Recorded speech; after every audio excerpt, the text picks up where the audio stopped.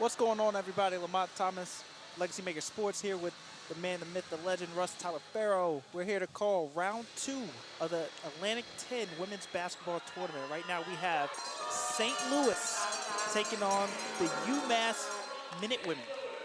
Russ, what are you looking forward in today's game? Both teams have multiple scoring options, so it's interesting to see how they're going to express and use those options, because they can go any which way. Could be two different Kennedys on St. Louis, could be Palmieri, McHale, or even Megan O'Bliers coming from UMass. So it's interesting to see when they have definitely more than one option available. Yeah, and we saw this team yesterday, St. Louis, overtake St. Bonaventure. They looked like they were in a commanding lead. So what is UMass going to have to do to stop this St. Louis team from completing that upset today? After watching the first two games today, the key is just efficiency. Duquesne came out, they were efficient.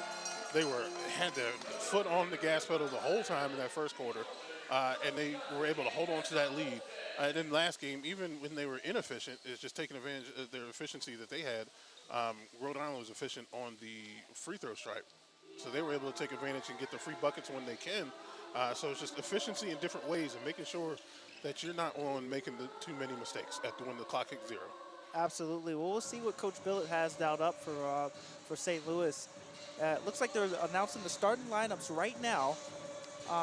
For St. Louis, we have Kennedy Calhoun, brilliant yesterday in today's game, 20 points. Brooklyn,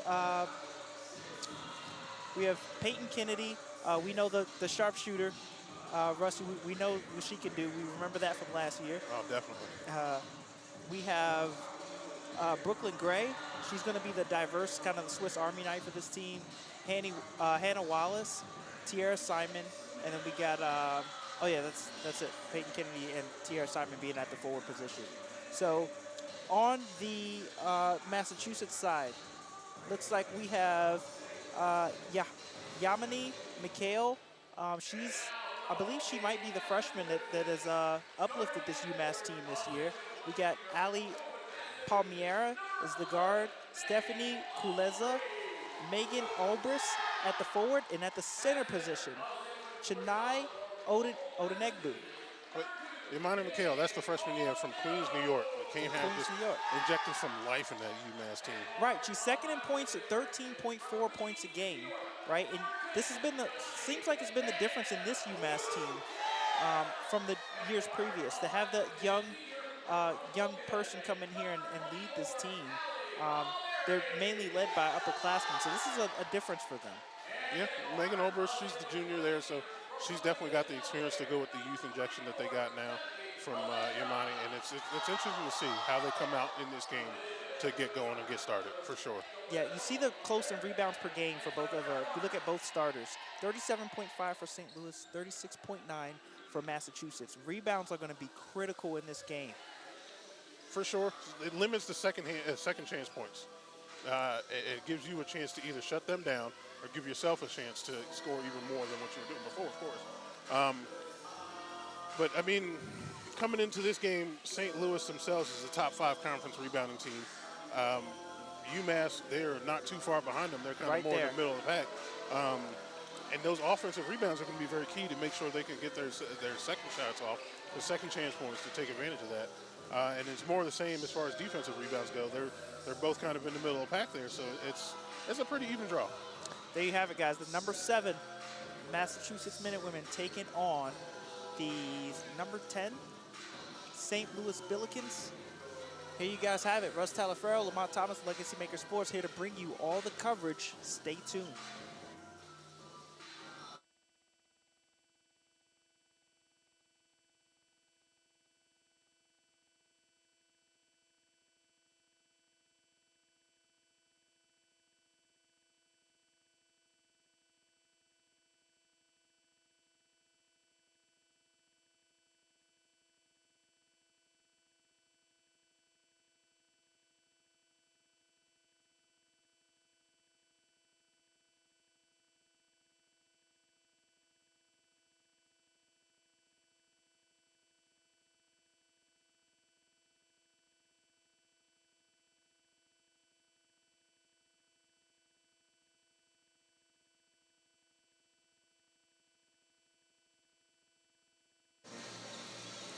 All right, we are here to kick this one off. St. Louis Billikens, Massachusetts Minutewomen. Who will advance to round 3? Atlantic 10 Women's Basketball Championship. Here's the tip, Tierra Simon tipping off, and it comes out in Brooklyn Gray's hands. And she goes straight to the basket. Back to Tierra Simon. And up to Kennedy, who swings it to Kennedy, back to Kennedy, into Simon.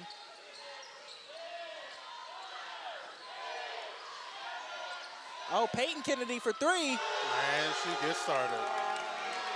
Let's get the party started. And her and Brooklyn Gray are just like they are do what you need kind of players. They come in the forward. They can handle the ball like a guard, but they're not afraid to use what size they have or even lack that may not have down low in the post. So they're not afraid to do anything and everything for this team. Palmera up top, comes off the pick, fires, no good. Rebound. Rebound by Massachusetts, missed. It was Obrist, and she gets it back. The shot, and I think it's a traveling call. Traveling call on McHale. Yeah, it's going back to St. Louis way now. So 3-0 St. Louis off that Peyton Kennedy opening three-pointer. Not surprised. Not surprised at all. And Hannah Wallace found her in the corner there for her first assist. Minutewomen pressure in the ball. 34% three-point shooter on the regular season, so I'm expecting them to get the shots and make them when they get a chance. Kennedy Calhoun running the play now to Peyton Kennedy. Back up the top, swing it to Hannah Wallace. Shot clock running down. What a pass by Kennedy Calhoun. She finds Brooklyn Gray down low. Oh! Ooh, long pass. Pass too high by Obrist, intended. Oh, it was intended for Obrist, but McHale throws it out of bounds, and now it's a 5-0 lead for St. Louis, and they will have the ball. Minutewomen have a little press going on, but Hannah Wallace breaks it with Kennedy Calhoun. There's a turnover. Obrist has it. Colseza out. Oh, and it's a jumper by Palmyra. Palmieri knocks down the first 2 points for UMass, and they're down 2-5 to St. Louis. Oh, turn around, you have Peyton Kennedy right under the basket. Yeah, I think Tierra Simon missed her after breaking the press. They're worried about that press from UMass, which, I mean, you don't want to let it go, because then again, you get random pickpockets. Yeah, they're trying to play their game. What a behind-the-back pass by Brooklyn Gray to Tierra Simon. What a play. Similar to the one we saw yesterday with the between-the-legs pass. It was really nice. Down low to no good. Tierra Simon comes up with the rebound, and Obrist couldn't get it to go. She wrestled that rebound away. Yeah, she's getting good looks on there, but it's going to be a battle down low all day. It is, no doubt. And St. Louis, Calhoun loses control there. Palmyra has it. Oh, I'm sorry, that was Kuleza. Kuleza with the steal on Kennedy Calhoun. How about that? A center taking the ball from the point guard of St. Louis. Well, a lot of these women are very versatile, so it's not too surprising to see them that match up right there and her come out on top. Inside pass is good. There we go. Odenigbo makes the jumper inside, a little floater. And it's now 4-7. St. Louis is leading with 6 minutes and 58 seconds left as Tierra Simon misses. Odenigbo comes up with the rebound.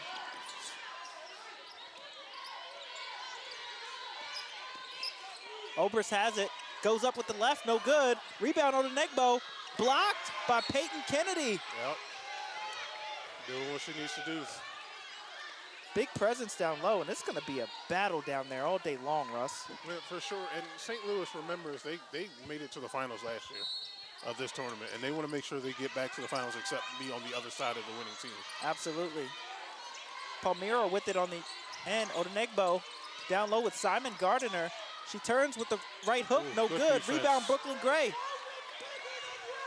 7-4, St. Louis. 6 minutes, 25 seconds left in the first quarter. Kennedy Calhoun has it up top. Being guarded by Mikhail. Oh, pump fake. She might have traveled. Get her with the travel. She slid that pivot foot. So right away, we see Kennedy Calhoun with 2 turnovers here in the first quarter. She was absolutely brilliant yesterday versus St. Bonaventure and the key to that victory. Yeah, she's the starter for this team. A lot of the time, she has the ball at the start of the play calls. You know, Coach Tillett's right-hand gal on the floor. Nope, but then we got a turnover on the other way. We do. Offensive foul on Odenigbo. And keep an eye on that down-low matchup, Russ, because it's going to get down and dirty in there. Yeah, that's when the bench starts to come into play. We saw that the last game. There was a lot of foul trouble in the last game with, Jesus Christ, I'm blanking on the teams that we just saw. But the foul trouble definitely came into play when we were looking at G-Dub and Rhode Island. Absolutely. So the bench is going to have to be key. And then, And Kuleza with another steal on Kennedy Calhoun. And this Minutewomen press is giving St. Louis trouble right now. Long until pass. They realize that there's open buckets. Long pass down low to Glanton, who comes into the game. And it's now 9-6. St. Louis leads with 5 minutes, 30 seconds over UMass right now. Inside pass. Calhoun, Kennedy Calhoun playing her own defense as she steals it from Obris. Now they're trapping her as St. Louis has it up top. Kennedy Calhoun thinks about it. Stutter steps. She's under the basket. Finds Blanton.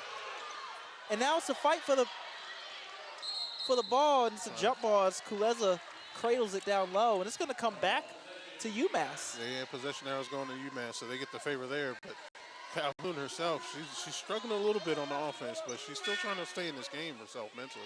3 turnovers so far.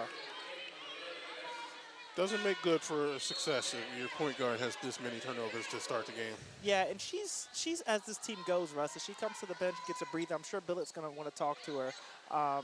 She runs this team, right? She's the ball control. She was brilliant yesterday. She made all the right decisions. And today, she looks like she's just a little flustered about this UMass length. For sure. I think the press right now is throwing them off a little bit in the loop.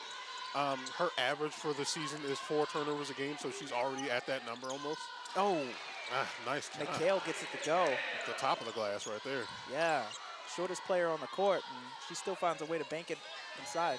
Those are often the most dangerous. 9-8, St. Louis leads UMass. We missed you last game. We need some French connection with you, too. Rhode Island, man. Rhode Island. You already know. I'm here now.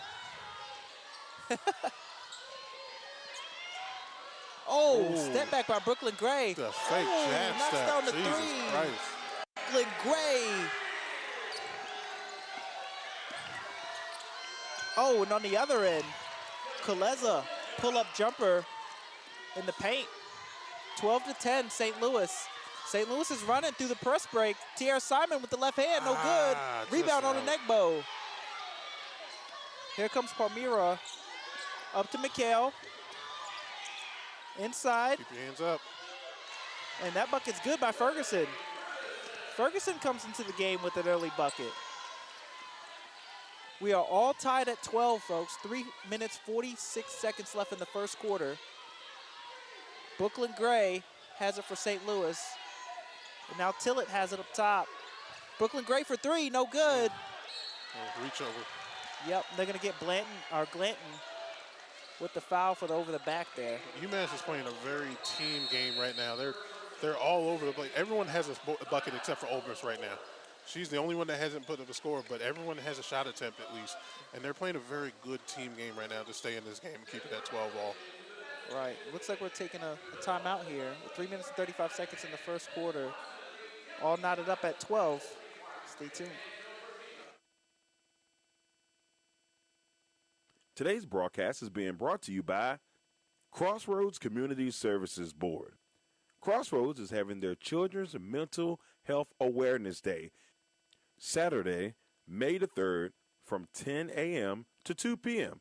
at Tom Scott Park in Amelia, Virginia. That's 16441 Five Forks Road, Amelia, Virginia, 23002. This will be a day filled with free family fun, bouncy houses, face painting, popcorn, and games, plus resources for parents and much, much more. Food vendors will also be available, and the first 150 guests will receive a free meal. So make sure you come out and support the Children's Mental Health Awareness Day from Crossroads Community Services Board. Crossroads Community Services Board is one of 39 Virginia community services boards. Crossroads offers community resources for mental health, developmental disability services, substance use disorder counseling, drug prevention programs, family therapists, and much more.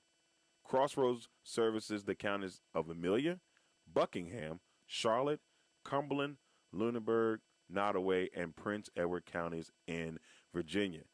If you would like to reach out to the administrative services, you can reach them by mail at 60 Bush River Drive, Farmville, Virginia, 23901, or by phone at 434-392-3187. They're open Monday through Friday from 8:30 a.m.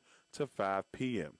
Also, their national line is 866-307-0370.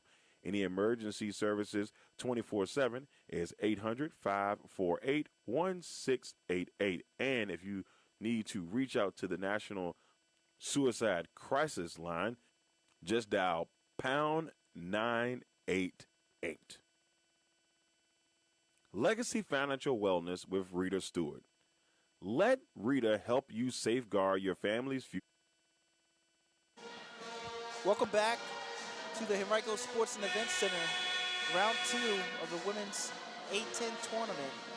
Right now, St. Louis and UMass are tied 12-12, and looks like St. Louis got out to an early lead, but UMass is right there, Russ, and they've hit their last 4 field goals. Yeah, for sure. Last 4 consecutive field goals. But St. Louis right now is being led by Brooklyn Gray and having a beautiful game. And that jab step I'm still thinking about. Oh, man, that was a mean step back. Oberst has it on the block here with Simon guarding her. She goes up, no good. Hard. Rebound by Glanton, comes down, squeezes it. Putting them elbows to work right there. Brooklyn Gray coming up. Oh, what a pass. Good pass. Oh, no, no good by Glanton. She Just couldn't a bad handle it. shot. Kaleza hits it up the court to Mikhail, steps through and doesn't get it to go, but she's fouled. That was a good shot. That was a good chance on the line. What a pass by Brooklyn Gray, man. It's a 5-cent finish on a $5 pass. Unfortunately. Oh, man, I tell you. And Brooklyn Gray is rich when it comes to those passes. But we just talked about her game yesterday, and we talk about it almost seems like it's backyard ball, but it's so composed. She is. You can tell she's played basketball all her life the way she played. The passion is there. The randomness, the jab steps, the fancy stuff is there. But the cleanliness of the game too as well. Absolutely. The fundamentals, yes. The fundamentals of the game are there. Absolutely.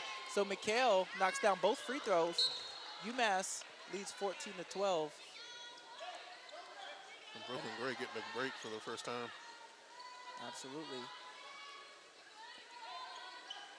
Glanton's going to pass it in. You got Kennedy Calhoun on the floor, Peyton Kennedy, Tiara Simon. And they get called for a travel.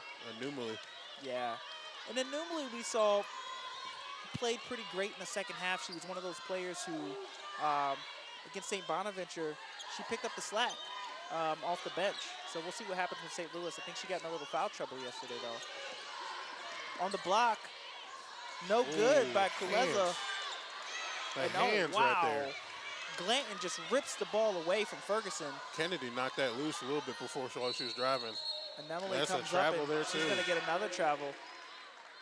Travels are plenty right now. Yeah, looks like a lot of turnovers by the St. Louis team at the beginning of this game. We'll see if they can calm it down.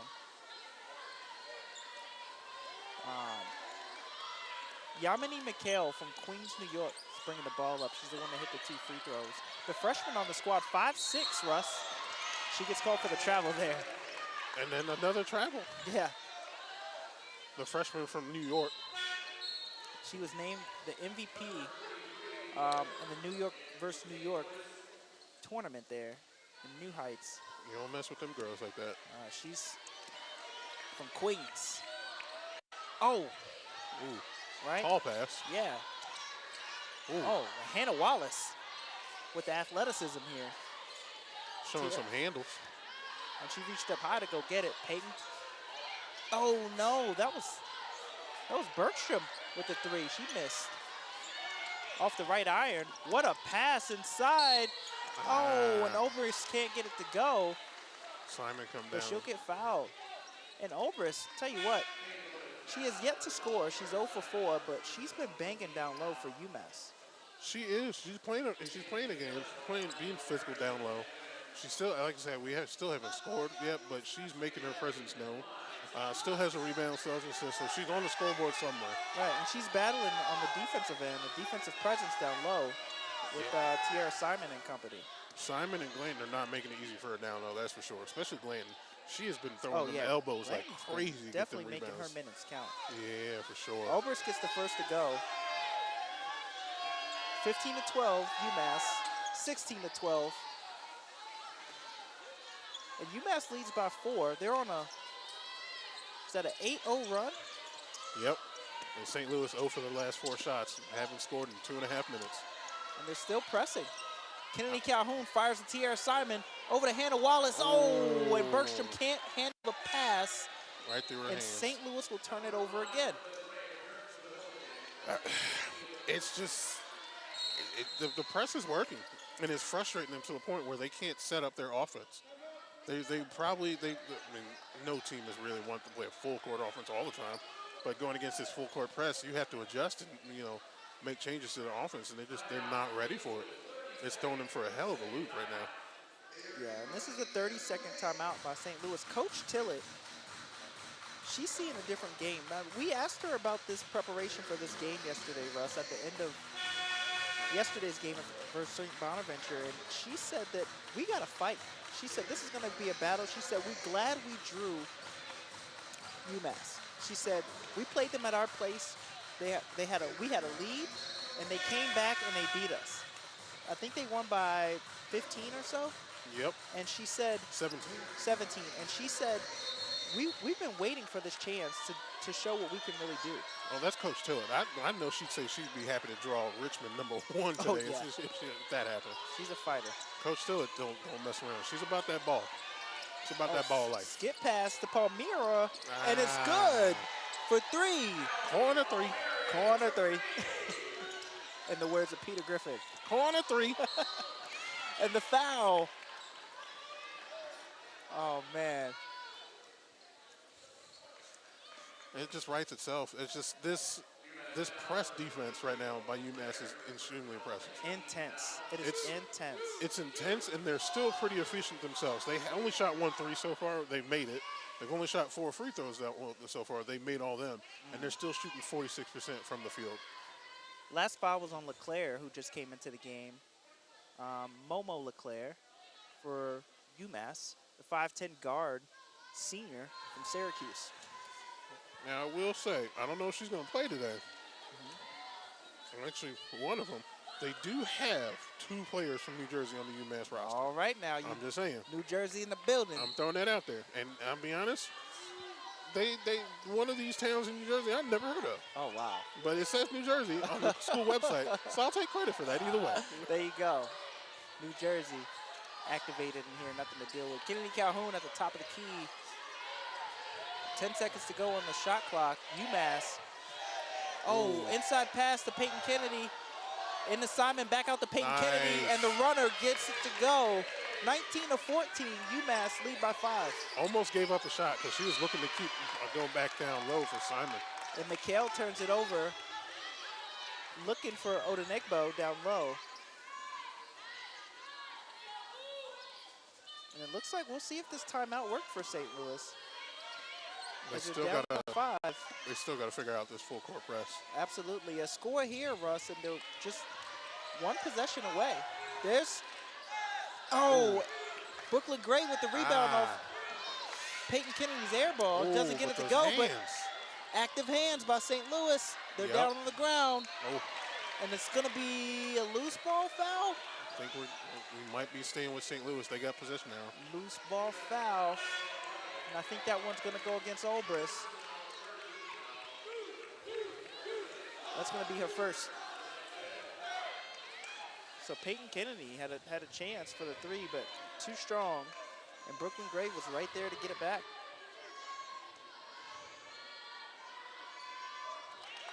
Peyton Kennedy now makes the first free throw. 19 of 15. 93% from free throw on the season. Yesterday's game, Russ, St. Louis shot 8 free throws only, and they made every single one of them. Oh, yeah. And Peyton Kennedy makes both here. 19 of 16, UMass leads. She didn't shoot any free throws herself yesterday, so she's getting into it now. She's not going to miss many. Yeah, that's the last person you want on that St. Louis team to be shooting free throws is Peyton Kennedy. It's a very gritty game yesterday. Oh, Palmyra tries to get it inside. And she can't get it in. As much as St. Louis may be struggling with this full court press, if they make a mistake and turn it over, their hands are so active that that ball is never safe until UMass actually gets a shot off. Absolutely. Kickball. Kickball for the press. And St. Louis looks like they're trying to master their game, right? They're playing in the half court. And they said, you may press us, you may speed us up, but in the half court, they feel like they have a good shot at this. If they can set their offense in the half court, St. Louis is as dangerous as anyone else in this tournament. Absolutely. They're 11 efficient. seconds left. They're smart. I can't say how smart this team is. And they have the veteran leadership. They do. They've been here before. Brooklyn Gray for three, no good. And the buzzer sounds. 19 of 16, UMass over St. Louis. It did look good. This is a game, though. This is definitely a game so far. Both teams shooting over 40% from the field. Both teams shooting at least 33% for what threes they have so far. The turnovers are a little bit of a surprise. St. Louis has 4 right now, 3 of them from Kennedy Calhoun, which is a little bit of a shock because she only averages 4 turnovers per game on the season. And then UMass themselves having 7 turnovers, which is kind of crazy. And then 4 of them are from one player, from Yamani. And it's just a little bit sloppy from some players you wouldn't expect it from. From both. But, this is still a pretty good game. This is a damn good game so far. Yeah, both point guards have at least 3 turnovers. 8 total turnovers for St. Louis, 7 for UMass. You can hear the Billiken band lighting it up behind us here. But end of the first quarter, UMass leads 19 of 16. We'll be back with more coverage. Bernard's Towing. If you find yourself in a jam and need help getting your vehicle out of a tough situation, Bernard's Towing is there to help you get your car where it needs to be. Remember, call us once and be hooked. Contact us at 804-380-2774 or at 804-495-5111.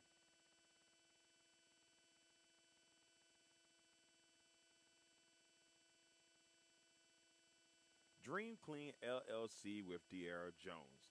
We specialize in commercial and residential cleaning, move-in/move-out cleanings, post-construction cleaning, and organizational services.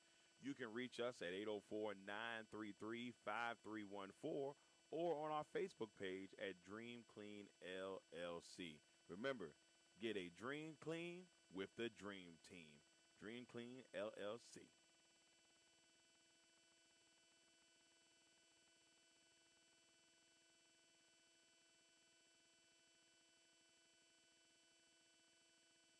Legacy Financial Wellness with Rita Stewart.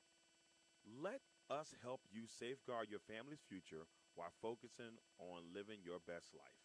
Discover the peace of mind that comes with having a right financial plan in place. Rita Stewart is a dedicated and experienced financial professional, ready to guide you on your financial journey. Her expertise lies in helping clients create a robust and enduring financial foundation to build on into the future. So reach out to Rita Stewart at 804-677-7555 or on Instagram at Money Matters and T, on the World Wide Web at LegacyFinancialWellness.com, on Facebook at Legacy Financial Wellness, or you can email Rita at rita.stewart@5ringsfinancial.com. We're back here for the second quarter action. St. Louis taking on number 7 UMass Minutewomen, 19-16. UMass leads. That's your defending WNIT champion, St. Louis Billikens. That's right. And 2023 Atlantic 10 champions as well. Mm-hmm. They have what you need as far as leadership and experience it goes, and they just got to make the right plays. As Tierra Simon misses, rebounded by Olbrich. Oh, no. Oh, see, active hands. Active hands. Hannah Wallace gets in there, knocks it away from Mikhail yet again. And St. Louis. This is that all-star starting lineup right here for St. Louis. Oh, yeah. Back on the floor. This is about the team yesterday. This, like you said, high IQ, athletic team right here. Inbounds to Tierra Simon. And she goes to the ground with it. Tripped up a little bit, but UMass is taking advantage. Coleza comes up with it. Oh, good steal. And Kennedy Calhoun gets it back. Active hand, defense, Trading fast break. turnovers. That's crazy. Brooklyn Gray. Oh, Euro's over. Oh, Olbrich, but she doesn't get it to go. That would have been just disgustingly nice. Ali Palmieri. She really just tried that Euro stuff right there. That would have been nice. She tried to take it back to Italy. She's about that life, bro. Mikhail has it over. Mommy. Kuleza. Odenegbo. Triple threat by Olbrich.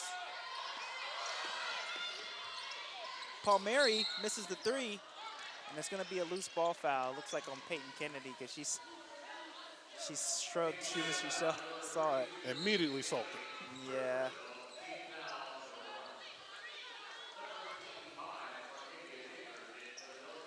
But one foul. I'm not going to make or break it for her. She's still going to play. She's still a smart player.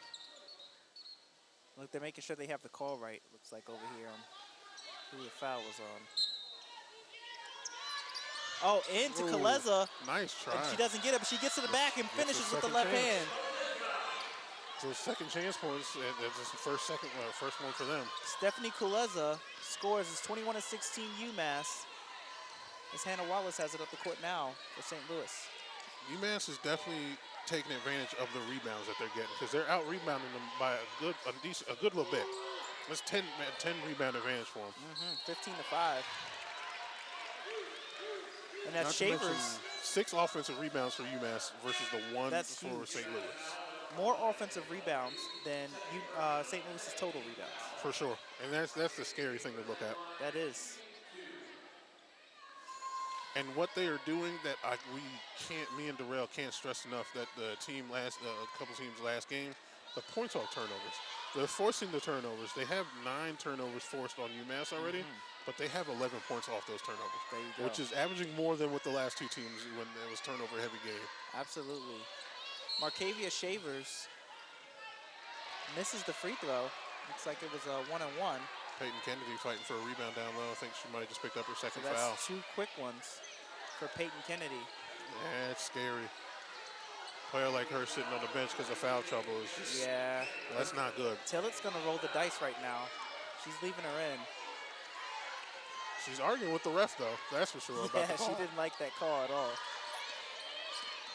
And it looks like her daughter might be getting ready to check into the game, too.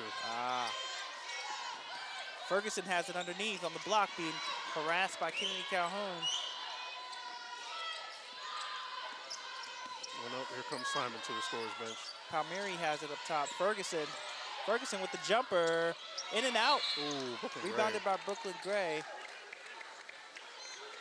Looks like a foul. Yeah, I think they're calling that on Stephanie Kuleza. That's her first. It looks like Tillett got her call because they've been battling down there all day. Well, there goes Peyton Kennedy to the bench, unfortunately. Yep. She might be done with for the half with 2 fouls right now. Maybe so. We will see. Brooklyn Gray looks like she's bringing it up now. What a pass. Wrap around to Hannah Wallace. And Palmieri said, think again. Ali Palmieri not having it.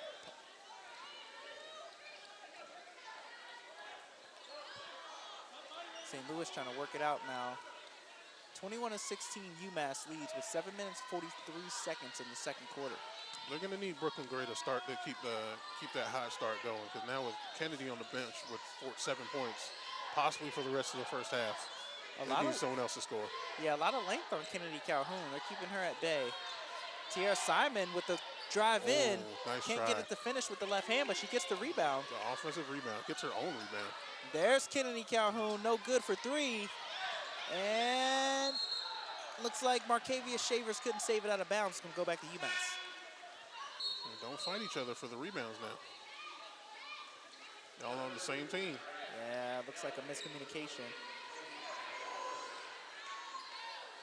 Looks like Anamali is checking back in. Looks like St. Louis getting their defensive assignments right as McHale brings it back up the court. Imani Kamel. Active hands. McHale back to, yeah, Kaleza.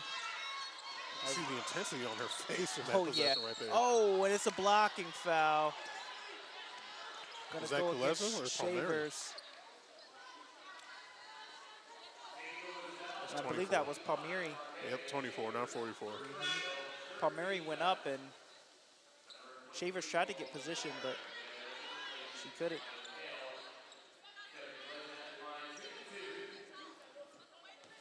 Ali Palmieri will be shooting 2 here. Gets the first to go, 22-16, UMass.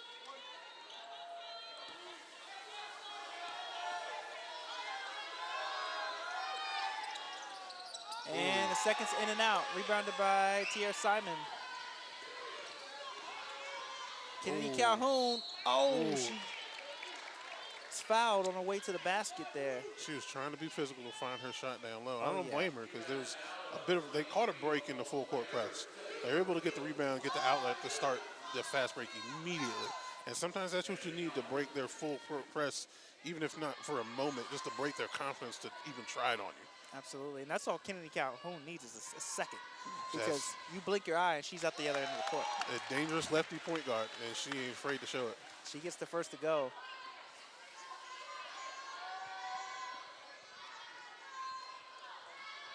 Kennedy Calhoun makes the second. Makes them both. 22-18, UMass leads St. Louis Billikens. And now the press comes from St. Louis a little bit.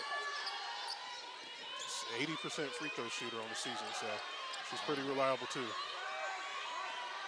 LeClaire has it up top. Stephanie Kaleza, no good. Rebounded by Brooklyn Gray. She has numbers up there. Oh, she's pushing it. Euro, and she can't get it to go, but she is fouled.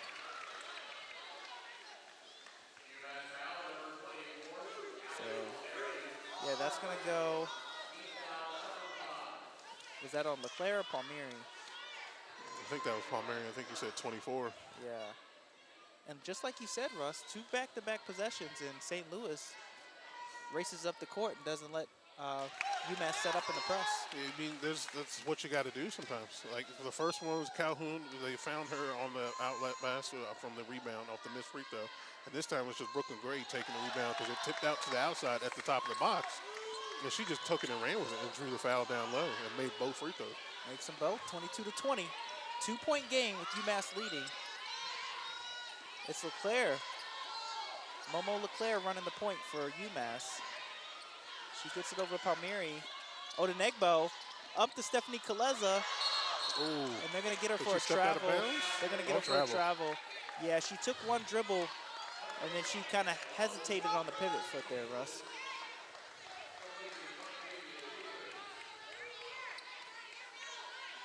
So 9 turnovers for St. Louis, which was their plague in the first quarter. Right now, I believe it's 11 for Massachusetts. Yeah, they're still going with that full court press, but St. Louis looks to be okay with it now. They got confidence to go against it. Even if they still are trying it, they got confidence to go against it. Oh, was that Anumeli for 3? No good. Tierra Simon fighting hard down low. Yeah, she even got hit after being fouled. She's been battling 7 defensive rebounds, 3 offensive rebounds. Well, they need it. They need someone. Tierra Simon seems to be trying to step up to take that. They need another scorer. Brooklyn Gray is the only other person on the floor that's made more than one basket right now. Wow. And Tierra Simon gets the first to go. Yeah, St. Louis is shooting 32% from the field right now. 6 for 19. A lot of length that UMass is keeping them field goals at bay. UMass has like a lot of sneaky length. Like Kaleza and Palmieri, they don't look big, but for some reason they play big, which is insane. And then you still have Odenegbo that plays is they're big, so she could dominate because I don't think anyone on St. Louis has the same size as her. Right. So it's just like they don't always have the biggest players, but they play big, which is great for them because they're taking advantage of the size advantage they have. A lot of length. Timeout by UMass here as the game is tied, 22-22, with 5 minutes 45 seconds left in the half. Legacy Maker Sports, stay tuned. We'll bring you the rest of the coverage.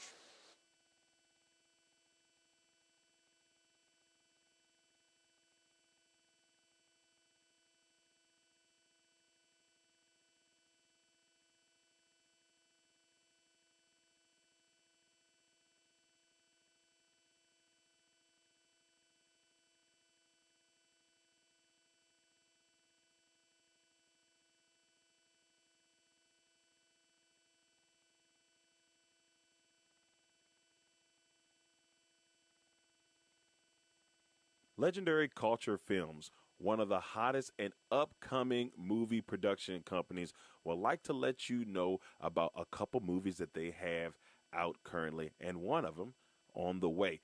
First, the movie Black Sheep, currently airing on Tubi, is about a young hustler trying to make the transition from the streets, becomes an outcast and the target, and it turns into war in the city. It is a great movie. If you want to catch it, it's on Tubi right now. Another great movie that's coming to Tubi soon, Legend Has It. It's about a young warlock seeking revenge on his mother's killers, an action-packed thriller that will have you out of your seats. Legend Has It is coming soon from Legendary Culture Films. And a new movie in development, Boys in the Woods. That should be a very interesting one coming from Legendary Culture Films.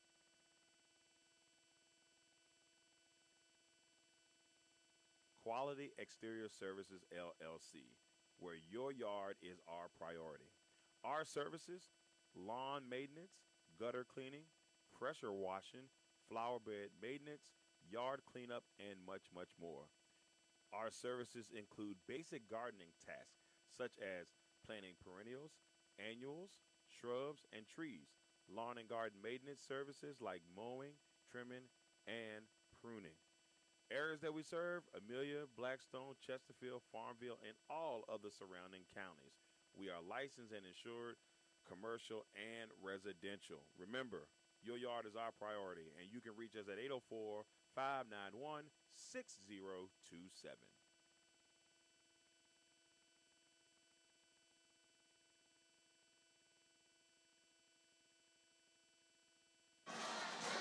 Welcome back. 5 minutes, 45 seconds left in the second quarter. UMass and St. Louis all knotted up at 22. And it's been a game so far. Life without Peyton Kennedy seems to be okay for St. Louis. They're making it right now. Hurrying to the basket as McHale for UMass dumps it off. Sorrentino misses it, and it's a jump ball with her and Hannah Wallace from St. Louis. And Sorrentino comes in the game, and I like her tattoos, though. She gets into action. I'm not even gonna lie, that's a cool tattoo. She is. Got the sleeve going.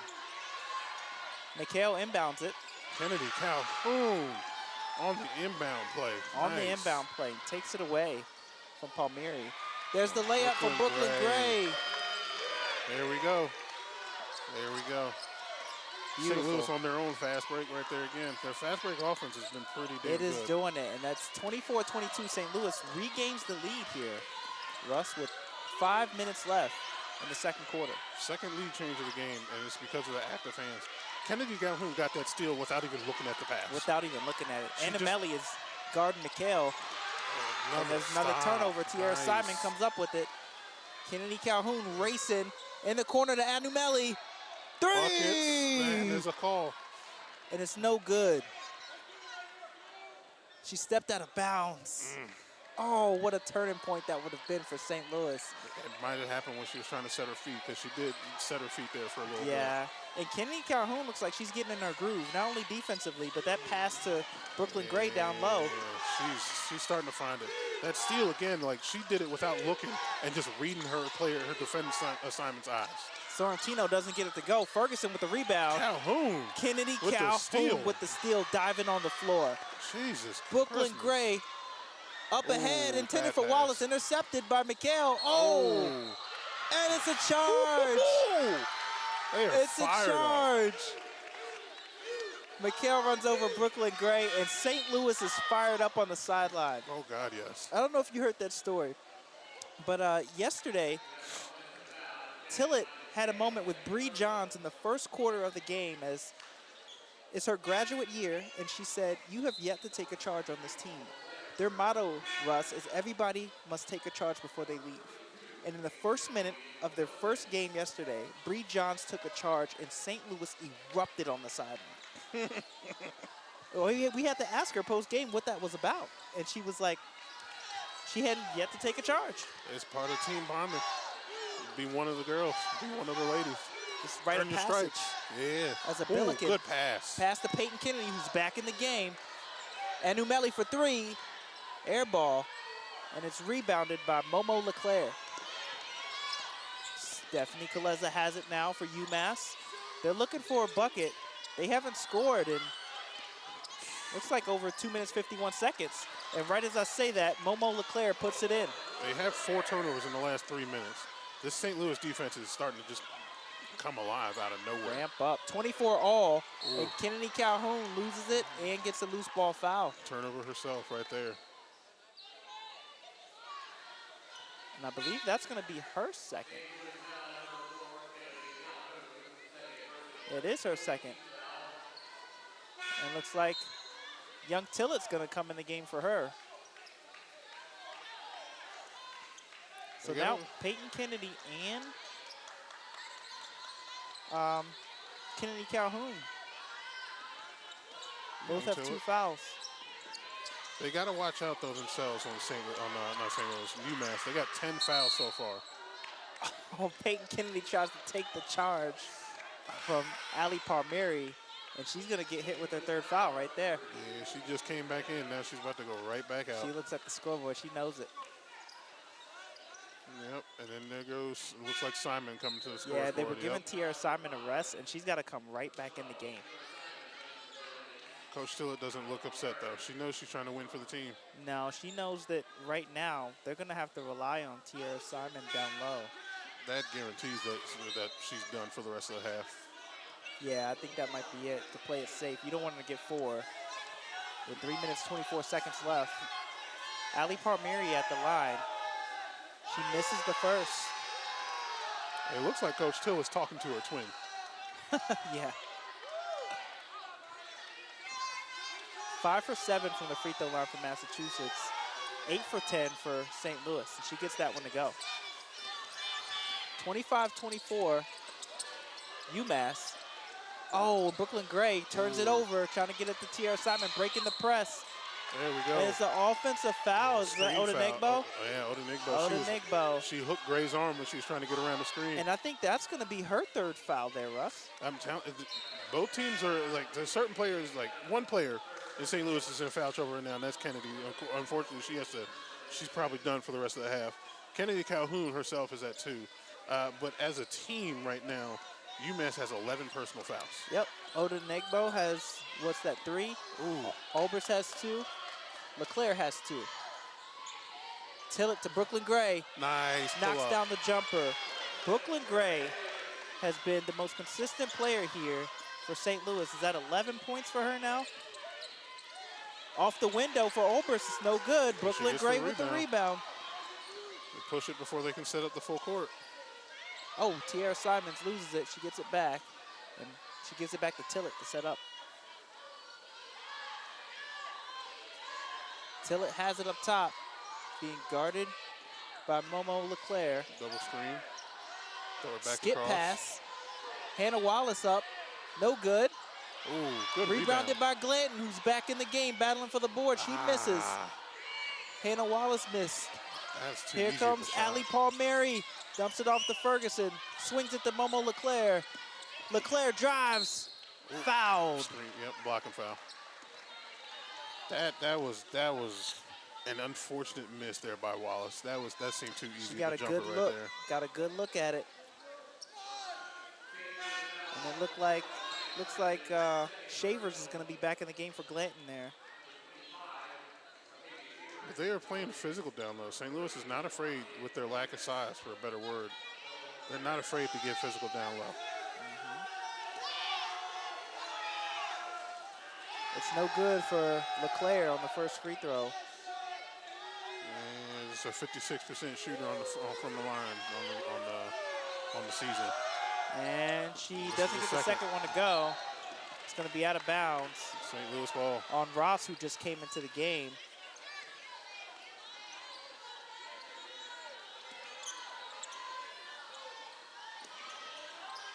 Pressed by UMass. Whoa, what a skip to Tillett. Brooklyn Gray, that high IQ. She was heaving a prayer there for a second. Tillett has it now.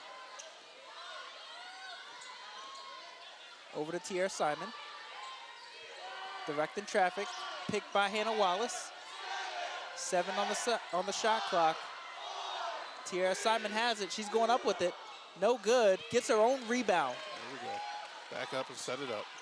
Tillett has it now for St. Louis. 1 minute, 35 seconds left to go. St. Louis leads 26-25 with the ball. Tillett skip passes. Brooklyn Gray. Bang! Nice. Three-pointer by Three. Brooklyn Gray. What a first half by Brooklyn Gray. 14 points, 5 rebounds, 2 assists. St. Louis with a 4-point lead now because of that. 29-25. St. Louis over the Minutewomen. Ferguson drives. She missed. She had Kaleza. And there's a 3. No good. Simon with a tough By board. Palmieri. And yes, Simon is battling on those boards. She is fighting her butt off for that. 6 board, man. rebounds for her now in the first half. Tillett has it up top. Trying to close down that rebound advantage that In the UMass last minute, has. what a pass inside from Tillett. Shavers Ooh. swings it, and she's going to overthrow Tierra Simon. Nice try. The vision was there. Just the pass was off, unfortunately.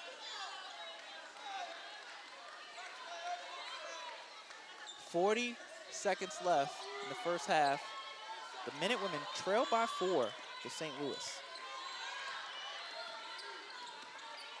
I wonder if they're going to try to go.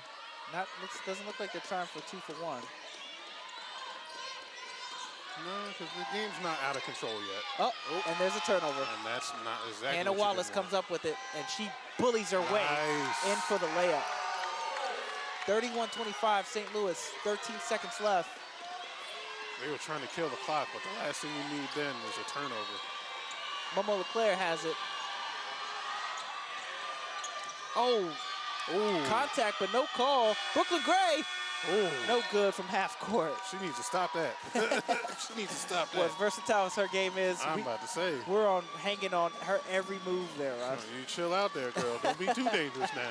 31-25, St. Louis Billikens come from behind to lead the UMass Minutewomen. What a half. Yeah, that was a good first half of basketball. See, St. Louis finishes on that 7-0 run over the last 3 minutes. UMass will just, that second quarter alone, just became a turnover frenzy out of nowhere. And it's just St. Louis took advantage of it, and they scored what they did, and they got on the runs that they did. And UMass finishes on a 3.5-minute scoring drought right now at the end of that first half. Yeah, and we've seen the trade of droughts, Russ. We've seen St. Louis had that stint in the first quarter where they went a couple minutes without a bucket, and now UMass is 1 for 8, as you said, with that 3-minute drought of theirs. Yeah, 9 turnovers in that second quarter alone for UMass. That is very not conducive to winning basketball, to say the least. And just now they're starting to find some players in some foul trouble, just starting to rack it up. They got 4 players with at least 2 fouls. That's not good. They need to make sure they can limit the mistakes and the unnecessary fouls. There's such a good thing as good fouls and bad fouls. A lot of them are bad fouls right now. Yeah, and I think they're trying to keep up with that St. Louis pace. They sped up the pace and allowed them to get in foul trouble. They are, and it's crazy because they were the ones setting the pace with that full court pressure. Because they confused St. Louis when they switched over to that full court, and they weren't able to handle it. But then once St. Louis figured out that they can get out in the fast break themselves and break the full court press before they set it up and get the traps in place, they were doing good. But then once they get that full court press in place and they got the traps on the corners, St. Louis just starts to sometimes bog down and not remember what to do. Absolutely. You got Brooklyn Gray for St. Louis with 14 points, 5 rebounds. Tierra Simon has 4 points with 6 rebounds. Hannah Wallace has 2. And that leaves St. Louis on the Massachusetts side. Ali Palmieri has 7 points. She's a team high. Oda Negbo has 6 rebounds. And Megan Obrist has 2 assists. Not to mention Stephanie Kaleza also has 6 points for UMass. Yeah, for sure. And I mean, depending on how they can use her in the second half, Peyton Kennedy still has a mark to leave on this game too as well. So there's still a lot of determining factors that this game is far from over. Yep, I'm looking at, of course, Peyton Kennedy, like you said. Kennedy Calhoun, she had her ups and downs in that first half. She definitely came alive in that second quarter for St. Louis to help them take the lead. On the Massachusetts side, Momo Leclerc getting involved. Ali Palmieri has been doing a lot of dirty work for UMass. And then Stephanie Kaleza as well getting big on the boards. Yeah, Stephanie Calhoun finished the half with 4 steals now. And, makes up for the 4 turnovers that she has. But just the way that she started getting into the team alive on defense is really nice. And it's what they got to do to make sure they can stay in this game and stay in the lead for it.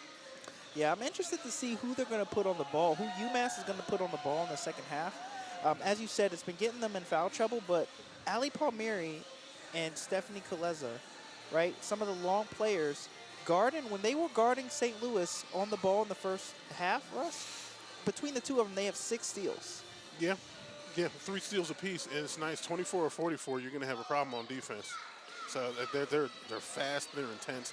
And like we said before, they may not seem the biggest, but they play big. Their hands are all over the place, kind of like St. Louis, what they want to do and keep their hands busy and just be pesky on defense. Absolute brilliant game so far. 31-25, St. Louis leads UMass. Both teams shooting about 36%. We'll bring you the second half shortly. Legacy Maker Sports Network.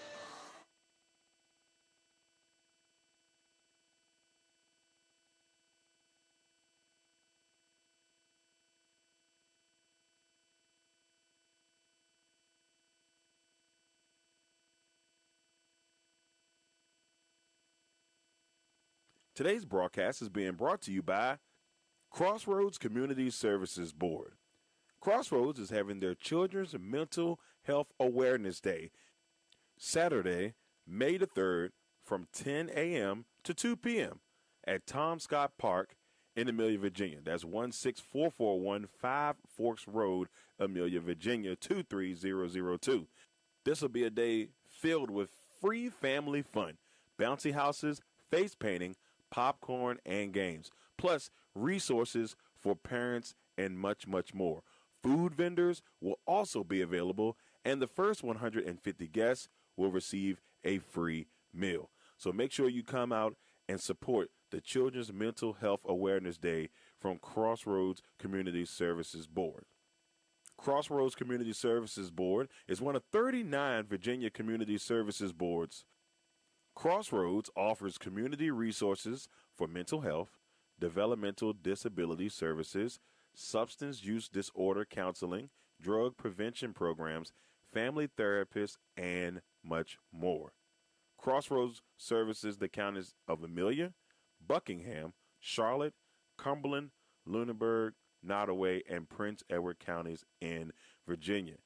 If you would like to reach out to the administrative services, you can reach them by mail at 60 Bush River Drive, Farmville, Virginia, 23901, or by phone at 434-392-3187. They're open Monday through Friday from 8:30 a.m.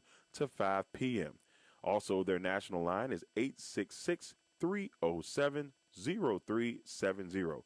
Any emergency services 24/7 is 800-548-1688. And if you need to reach out to the National Suicide Crisis Line, just dial pound 988. Legacy Financial Wellness with Rita Stewart. Let Rita help you safeguard your family's future while you focus on living your best life. Discover the peace of mind that comes with having the right financial plan in place. Rita Stewart is a dedicated and experienced financial professional ready to guide you on your financial journey. Her expertise lies in helping clients create a robust and enduring financial foundation to build on into the future. So you can reach out to Rita Stewart by phone at 804-677-7555, on Instagram at Money Matters and T, on the World Wide Web at LegacyFinancialWellness.com, on Facebook at Legacy Financial Wellness, or at her personal email at rita.stewart@5ringsfinancial.com.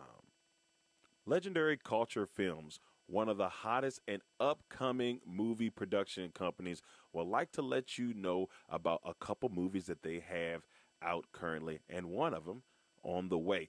First, the movie Black Sheep, currently airing on Tubi, is about a young hustler trying to make the transition from the streets, becomes an outcast and the target, and it turns into war in the city. It is a great movie. If you want to catch it, it's on Tubi right now.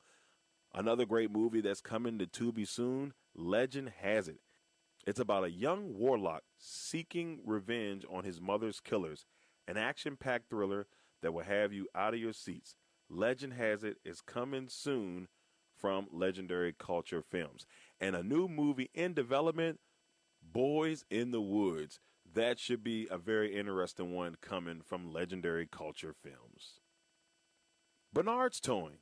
If you find yourself in a jam and need help getting your vehicle out of a tough situation, Bernard's Towing is there to help you get your car where you need it to be. Remember, call us once and be hooked. You can contact Bernard's Towing at 804-380-2774 or at 804-495-5111. Dream Clean LLC with De'Ara Jones. They do commercial, residential, move-in/move out, post-construction, and organizational services. You can reach us at 804-933-5314. And remember, you can get a Dream Clean with the Dream Team. Dream Clean LLC. Big Jack's Cooking with Orlon Big Jack Jackson. They specialize in Southern comfort food. Orlon told us one time in a broadcast, if it's comfortable, they'll cook it. So if you're looking for amazing Southern comfort food, reach out to Big Jack's Cooking at 8830 Otterburn Road, Amelia, Virginia, 23002, or by phone at 804-405-0330. You can also email Big Jack at bigjackscooking@gmail.com. Last but not least, Quality Exterior Services, LLC. Our services, lawn maintenance, gutter cleaning, pressure washing, flower bed maintenance, yard cleanup, and much more. We are licensed and insured commercially and residential. About us, services also include basic gardening tasks such as planting perennials, annuals, shrubs, and trees, lawn and garden maintenance services such as mowing, trimming, and pruning. We service the areas of Amelia, Blackstone, Chesterfield, Farmville, and all of the surrounding counties. So you can reach us at 804-591-6027. And remember, at Quality Exterior Services, LLC, your yard is our priority. And while you're surfing the web, why don't you head on over to the Legacy Makers Sports Network's social media pages and website. You can reach our website at www.legacymakersports.com. You can reach us on our Facebook page at Legacy Makers Sports Network, on Twitter at Legacy Maker SPN. We also know that is X.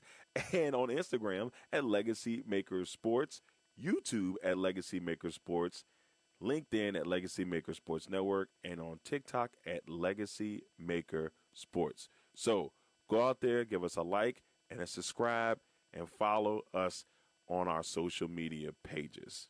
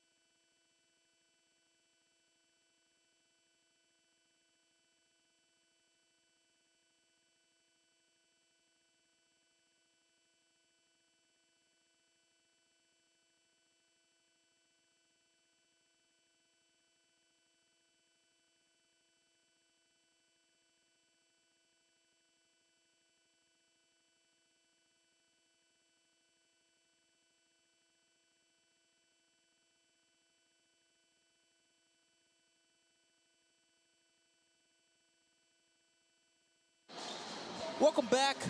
Second half action coming soon. St. Louis Billikens 31, UMass Minutewomen 25. Russ, what you looking forward to seeing in the second half? I'm looking forward to more of that UMass band right now. I'm telling you, bro. That UMass band is on fire. They're getting funky over there for sure. I'm about to say, bro, it's about to be an episode of Soul Train up in this piece. Yeah, they're getting down. Big tubas. Funky. Bro, I'm about to give them a standing ovation. I swear to God. If St. Louis don't come back with that more weak stuff, come on, I need them to respond. Yeah, they're getting it.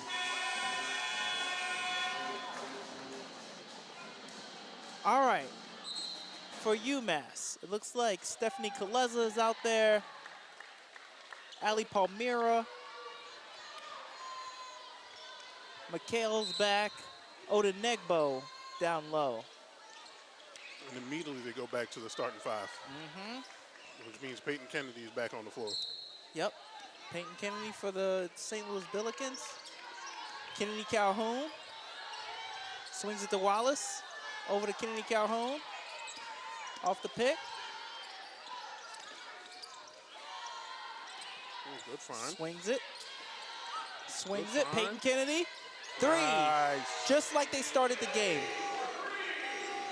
34-25, St. Louis. She must have been jamming to that UMass band too, because that was a smooth shot right She there. was ready. Obrist has it. Megan Obrist. Mikhail swings it. Ali Palmieri back down to Megan Obrist. Being guarded by Brooklyn Gray. Swings it out. Kennedy. Stolen by Kennedy Calhoun. She's on the break. Pushing it. Drives, pushing it. no good. Clean defense. Hard Yeah, defense. But clean defense by Ali Palmieri. Ooh. Stripped. Miss Wallace. Oh, Hannah Wallace, no good. Rebound. Keep the foot down. Kennedy It Calhoun. got locked loose. We're good. Yep. I'm about to say. Kind of got some contact under there. Brooklyn Gray's like, Refs come let on. it go. Bring it back out. Set up again. Kennedy Calhoun has it. Oh, she was about to shoot that. She one in was a second. thinking about it. Tierra Simon has it at the top. Guarded by Odenegbo. Brooklyn Gray falls away. Having herself a game. 16 points now for Brooklyn Gray. And a Insane, timeout by UMass with the 4-0 run, or 5-0 run by St. Louis. 36-25, St. Louis leads by 11 points. Already coming out of the gate in the second half, Brooklyn Gray and Peyton Kennedy said, yeah, we're still here. And making their presence known still in this game. Now both over 10 points in the game. So this is, UMass better buckle up and get ready and get back in this game, because the St. Louis is not here to play. They're here to win. Yeah, I think in the first quarter we found St. Louis. They were down by, was it as many as, was it 6? I mean, their largest lead for UMass was 7. Was 7. In that first quarter at 19-12. But since then, they've had 4 lead changes. So they've gone back and forth a little bit in that first half. But they've had their droughts and they've had their mistakes too as well. But UMass ended that first half scoreless in the last 2 minutes with 4 or 5 turnovers in those last 3 or 4 minutes. So it's kind of like St. Louis is out here okay, you may have gotten us in a little bit of trouble with some fouls with Kennedy, but they're still going to come out and play their game. Yeah, largest lead of the game here, 36-25, St. Louis over UMass. And we're at a full timeout right now. Both teams have gone on at least 11-point runs, 11-0 runs on this game, on each other. Wow. So it swings back and forth. The pendulum swings. Yeah, for sure. And I mean, especially if UMass can go off on one of those right now, that ties the game back up to get those 11 points. Yeah, you best believe that they're going to come out and hit that full court press that worked for them in the first half and see if they can speed up St. Louis and turn them over a little bit. It really did. That press in the first half was amazing, because they set the traps and they got them in so much trouble and they confused them, which is weird to say as an experienced team in St. Louis, to say that they got confused by defensive traps like that, when it's just, when you look at it, it's just basic full court press, but the way they executed it was the best part about it. It's so beautiful, right? Yeah. For a team that has such a high IQ like St. Louis does, UMass gets in their business, they use their length, and they force them to turn over the ball. And now, they're going to need that more than ever if they're down, find themselves down by a few possessions. Yeah, but with these, 11-0, 12-0 swings, those runs that they're going, even with this game right now, UMass down by 11, it's still a good game. It's still a close game. We'll be right back here at Legacy Maker Sports, bringing more action here.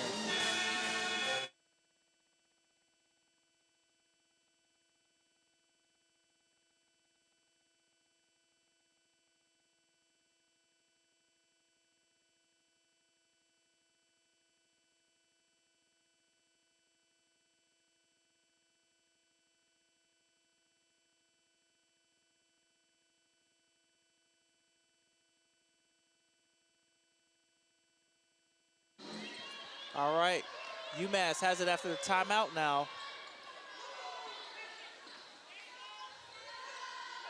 36-25, St. Louis over the Minutewomen. And Palmieri has it now. Inside the Odenegbo.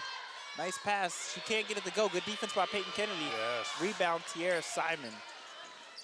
It's crazy how the teams look at Peyton Kennedy she's not the tallest on the St. Louis team, but they stick her down there in the middle of a 2-3-3-2 defense. She can get big. And they test her and they fail. It's crazy how they think. They look at her. They're trying to read a book by the cover, and it's not working for them. Oh, yeah. Hannah Wallace has it for St. Louis now. Swings it over to Tierra Simon, and she's going to get called for the fast step. She was twitchy, ready to go. Yeah. And if you're Mike LaFleur here, What do you got to do to get back in this game for UMass? That full court press was, again, we can't say how much wonders it worked for them, but like now that they're starting to, St. Louis is starting to constantly break that and they're not going to the full court press that much, they got to find other ways to shut them down.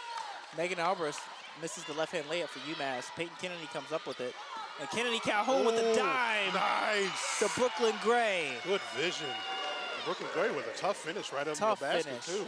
Going full speed ahead, 38-25. Kennedy St. Louis fired that ball into there. Yeah, she did. 7 minutes, 15 seconds left in the third quarter. And St. Louis is up 13. McHale with the runner, no good. Rebound, Peyton Kennedy. Already she's coming out. She's got like 2 rebounds in the second half. Oh, she's it's a jump ball. Absolutely, Russ. It's a jump ball as Kennedy Calhoun tries to drive it in. Ferguson's going to go and give Megan Alvarez a break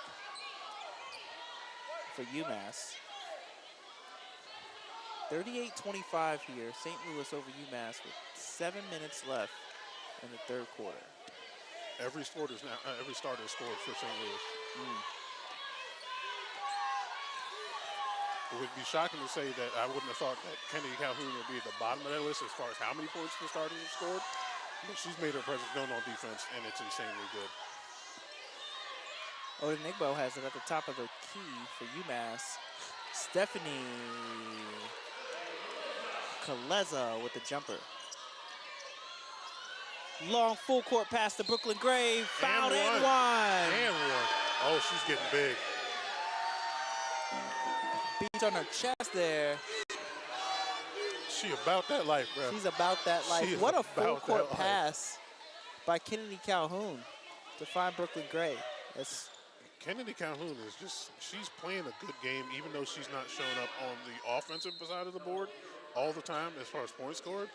Her defensive pressure and just her vision on the court is she insane. has 5 steals, Russ, to go with her 2 points. She also has 3 assists, and a lot of times she's the pass before the pass, right? The pass before the assist for St. Louis. I'm still amazed by that steal that she had in the first half where she didn't even look at the player. Amazing. She looked at her defensive assignment and just read her eyes and was able to get back the steal. to the basket. 41-27. St. Louis leads by 14. Stephanie Kaleza has it. Over to McHale. She comes off the pick. Land of the trees, and they might get Glanton for a foul underneath. Playing that talk to the hand defense with 5 in the face real quick. Yamani McHale, now she seems like, as the freshman, she's the counterpart to Kennedy Calhoun, right? We both saw them turn over the ball early. We also saw them both get a bunch of steals early. We did, and I mean, Yamani, she's the young one, of course. She's the freshman from New York. So her inexperience shows, and it's not an excuse as to why she has 9 turnovers, but it's not a surprise. The youthfulness is there, and it's just she's not learned to limit those mistakes yet like Kennedy Calhoun has. Right. Both free throws made. Look at that pass. By McHale. Hannah Wallace drops the jumper, no good. Glanton had her hands on it. Ooh. That's one of the and I think it's going to go against Glanton. And that's tough because she had it in her hands. That's going to be her 3rd foul. And she picked up 2 pretty quick. Someone else in trouble. Yeah, Tillett hollered at her, but she left her in for now. Yamani McHale over to Palmieri. Odenigbo swings it to Kaleza. Look like a 1-4 offense right now for UMass. Palmieri has it. Ali Palmieri steps back. No good. Rebounded. You would never know Kennedy Calhoun is undersized or undermatched in a defensive assignment. Never. She's going to play in your face all the time. Ooh. Tough run. Oh, Hannah Wallace couldn't get it to go. She throws it away. Kaleza comes up with it. That was a fast cut to the basket, though. That was something special. Big 3 by Palmieri. No good. Air ball. It was still inbound, though. Somehow, Ferguson comes up with it. And a charge. I think Kennedy Calhoun took it from Kaleza. I don't know what happened to that air ball that no one just went after it. Yeah, right? she was far out there. I think she misjudged how far she was out there. And Kennedy Calhoun, the grit of her to take a charge from the tallest player, biggest player on the court for all in. UMass. And she's getting a much-deserved break. All of them are doing their jobs here. Tiara Simon has 8 rebounds, even though she's 1 for 6 from the floor. Big, big presence for St. Louis. 8 rebounds. Brooklyn Gray has 5 rebounds going with 21 points. Oh! Hannah Wallace goes up, and Ferguson can't believe the foul again on the block. Good attempts. That would have been a very nice finish if she could have got that to fall. Looks like we got a timeout. Another media timeout. Yeah, we're going to take a media timeout here. St. Louis up 41-29 on UMass. We'll be back shortly. Legacy Maker Sports.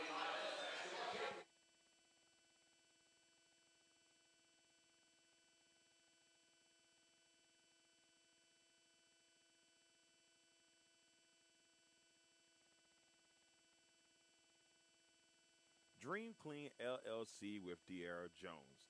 We specialize in commercial and residential cleaning, move-in/move-out cleanings, post-construction cleaning, and organizational services. You can reach us at 804-933-5314 or on our Facebook page at Dream Clean LLC. Remember, get a Dream Clean with the Dream Team. Dream Clean LLC.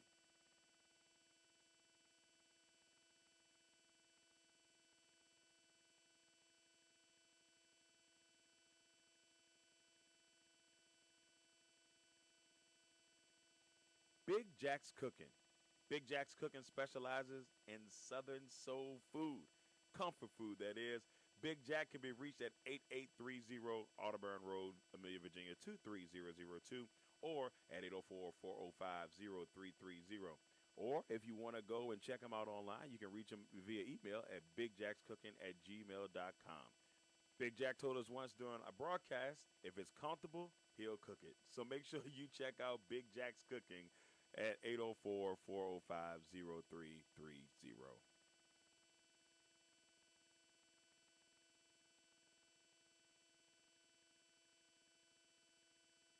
Crossroads Community Services Board is one of 39 Virginia Community Services Boards.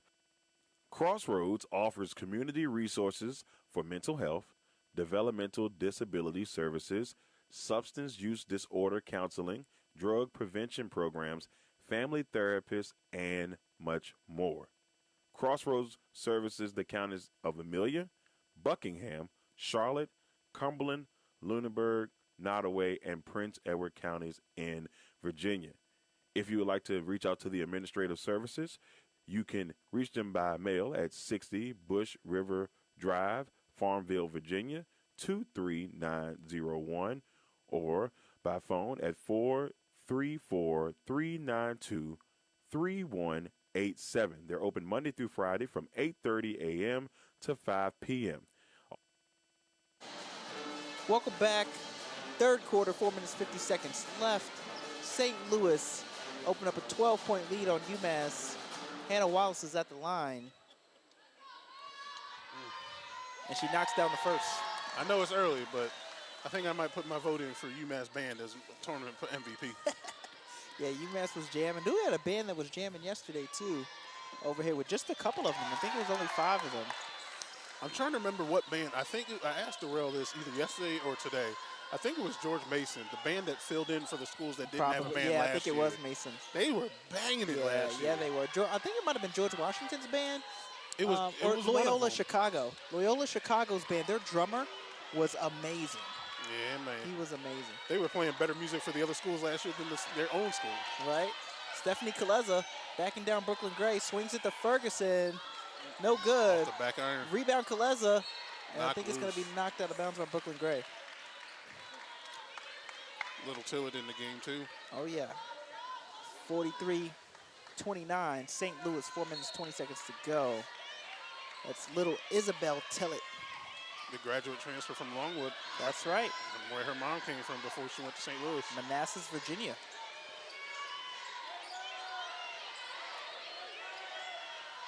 Stephanie Kaleza, and she might have stepped out of bounds. She did. I mean, I think that's, honest to God, why they sometimes have they have a decent following here for fan base for St. Louis. They have some key players from Virginia, and not to mention that, you know, Coach Tillett came from Longwood. Yeah, a couple of those Longwood transfers we talked about yesterday. That was a 22nd turnover for UMass. That's ugly. That's an ugly number. Hannah Wallace at the top. Isabel Tillett swings it over to Brooklyn Gray. Oh, splits the defense. What a bounce pass to Glanton, and she's fouled. Brooklyn Gray with the brilliant IQ. Splits the defense, gets the bounce pass, which leads to the foul for Glanton. 25 minutes played, 21 points. You want to talk about making an impact? That's Brooklyn Gray. She's been right amazing. now. 8 for 12, 5 rebounds, 3 assists. She has missed 4 shots. That's it. That is insane. That's it. She leads the team in points. And she's got some gusto with them jab steps that she'll be doing too. Oh, it was the beat on the chest for me, Russ, after the N1. No, man. She's about that life, and I love watching her play. And she's tied for the team lead in assists, too.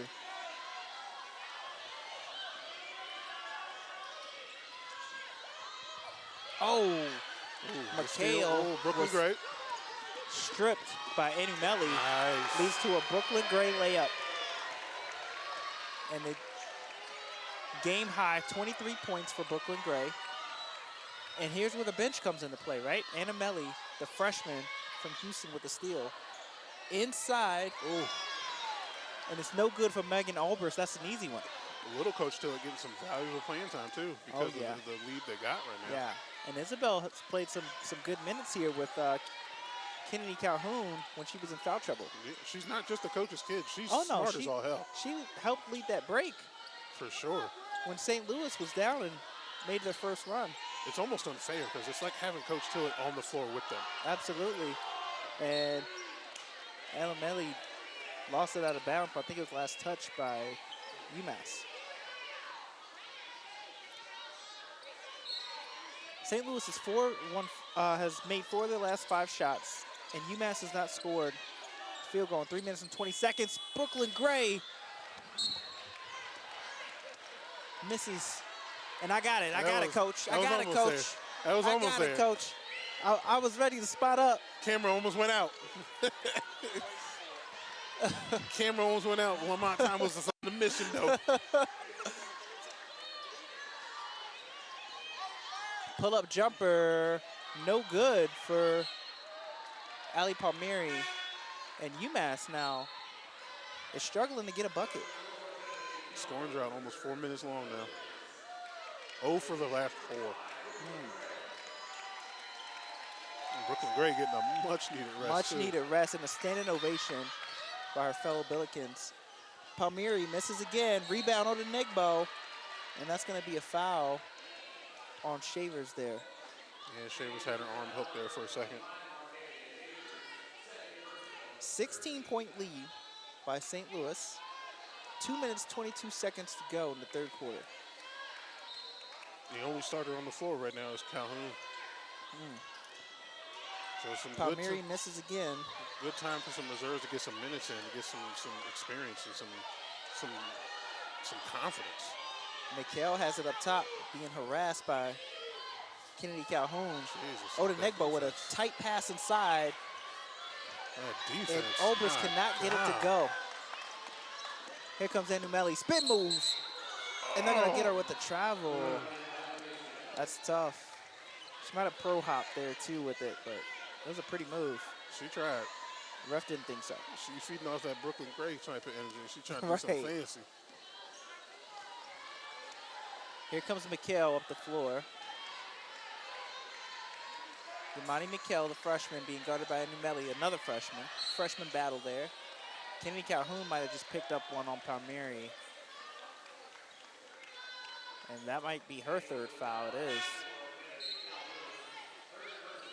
Speaking of 3 fouls, here comes Peyton Kennedy. Okay.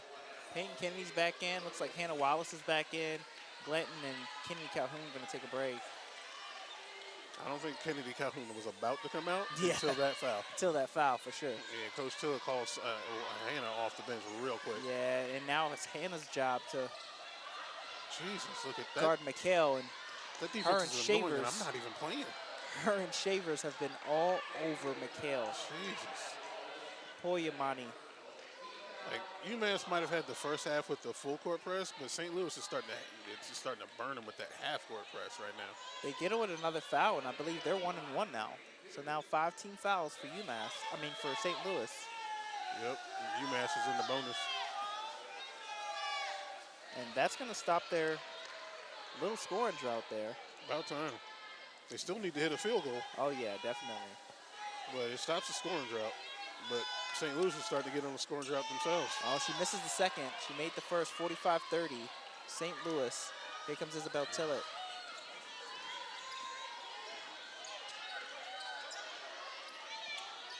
To Shavers.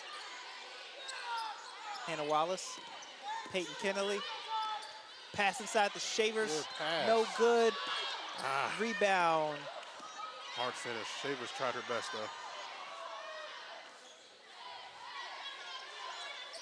Palmieri got the rebound there for UMass. McHale pulls it back out. Odenigbo has it at the top. Oh, she Ooh. tries to get it in there, and she does somehow.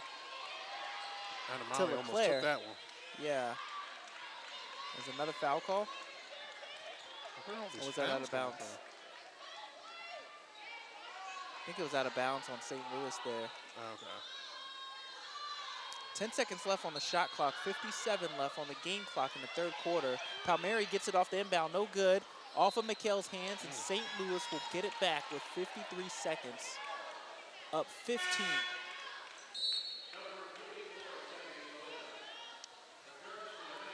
Palmieri goes to the bench.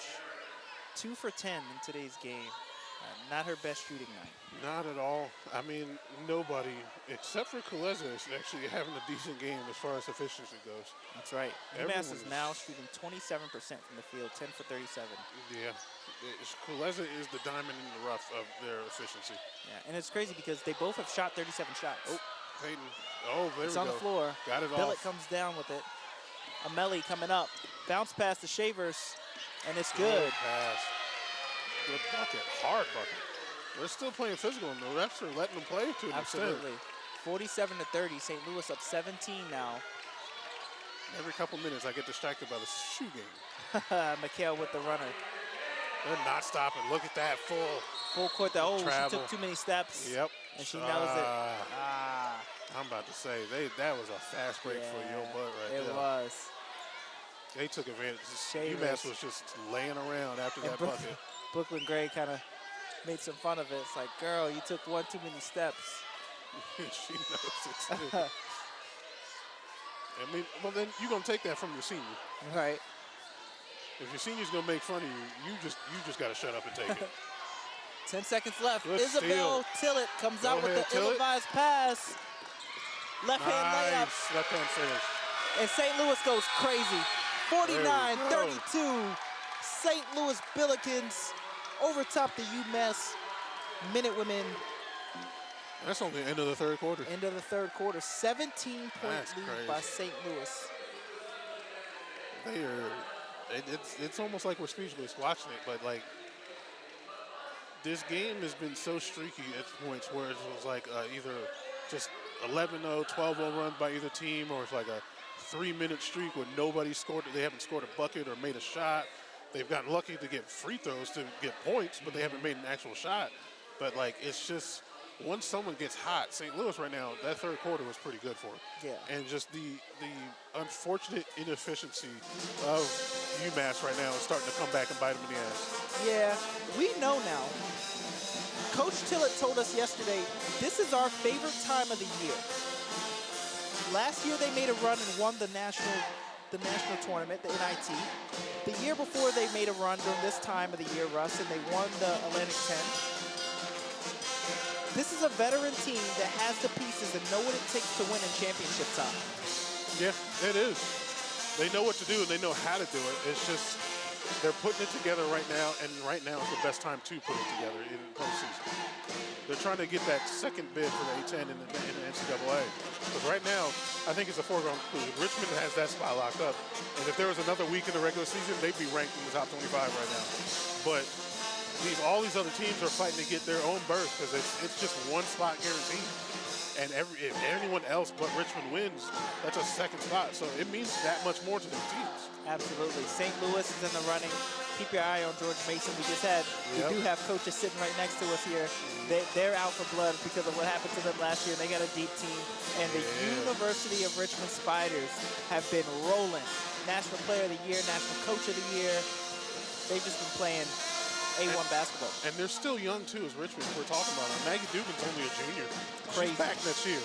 The only one that's leaving, if I remember correctly, is Addie Budman. And she was a graduate that stayed at Richmond. And there's a chance she could have left, too. And it was big that she stayed. Yeah, Ulstrom is there. She's developed this year. She's just a junior. So, like, the Richmond team is good this year. They're probably better next year, which is insane to think about. It is crazy. 49-32, St. Louis leads. We'll be back for the fourth quarter.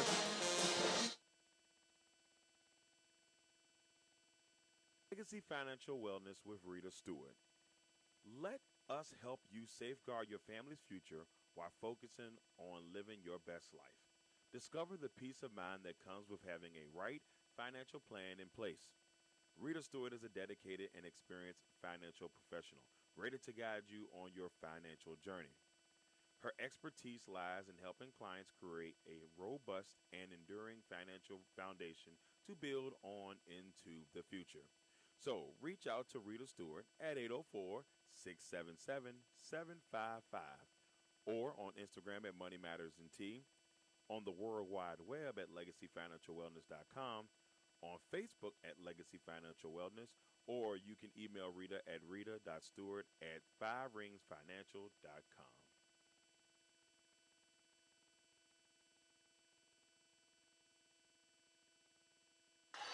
We're back for the fourth quarter now. St. Louis Billikens leading the UMass Minutewomen 49-32. 10 minutes left to play. Kennedy Calhoun with the drive, no good. Rebounded by Ali Palmieri. She throws it up to Odenigbo.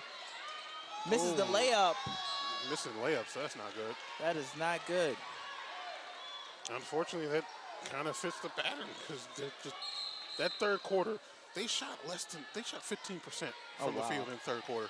Definitely a killer for them. Both teams were even going into the half, and it's definitely now a big difference. It's a tale of two cities because they shot 36% in the first half and came out and shot 15 in that first part of the second half. So UMass needs to be able to find their stroke from anywhere on the floor right now. Megan Albers just got her first jumper to go. She's 1 for 9, but she's on the board. 49-32, St. Louis. In and out. Rebound, Stephanie Calezza. Megan Olbrist 1 from 9 from the field right now. That is just hard to watch. And Ali Palmieri driving to the basket. Right-hand scoop, still no good. Scoop, nope. Rebound, Peyton Kennedy gets the rebound over 3 UMass players. Looks like this is a killer lineup for St. Louis when they're firing. Oh, yeah.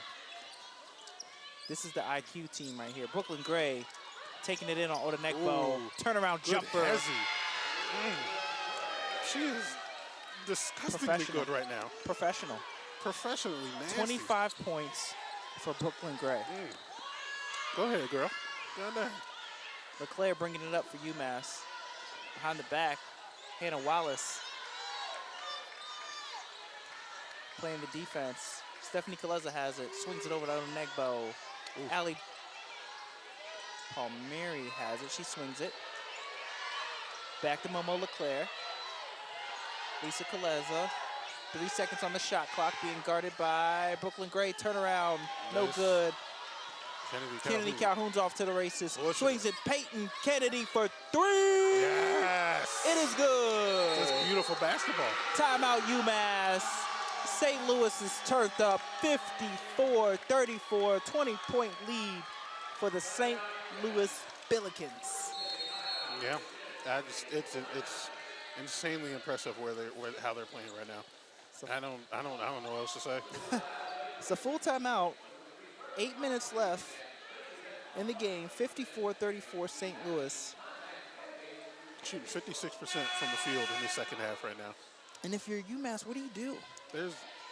There's not much you can do when some teams are just on their game. When your shots aren't going in, right? Like, I think that's the worst part for them is that they're now shooting, like you said, they had that dismal third quarter. They're shooting 29% for the game, 12 from 42, right? I mean, both teams are above 30% for three. I'm not sure if you want to launch them, but, I mean, you're looking at your starting lineup. You're 1 for 5, 1 for 9, 2 for 11, right? They haven't shot a three-pointer in that second half yet. So I don't know if UMass is just not even like acknowledging that part of their game, but they haven't tried. So I know they probably don't rely on the three-point that much anyway. So at this point, if they start chucking up threes, it's almost like they're not playing to who they are. Yeah, I think they want to see the ball go in the basket, right, Russ? Like, they've had some easy looks. They had a few easy looks, like. Odenigbo missed that layup. Yeah, and St. Louis is not going to allow a lot of easy looks, right? No. So if you're not getting the easy looks to fall, it's going to be a hard bucket to come by. It's almost impossible to win when you can't make the easy shots. And it's not completely impossible, but it's almost impossible. It makes it that much harder when you can't get the shots that you're supposed to make. Free throws included. But, yeah. I mean, they're doing pretty good on free throws right now, but, like, even that's kind of lower than where you want it to be right now. It's just, right now, it's a rough game right now to watch. It's just, they're not getting the shots. And it's hard to say, hey, maybe you need to slow down, take a break, take different shots. Because it seems like they're trying to do that and set up an offense in the half court, but it's just not falling for them either way. Sometimes you just don't have the luck. Yeah, we'll see what Mike LaFleur and UMass has in store. 8 minutes left to play. 20-point game, St. Louis leads.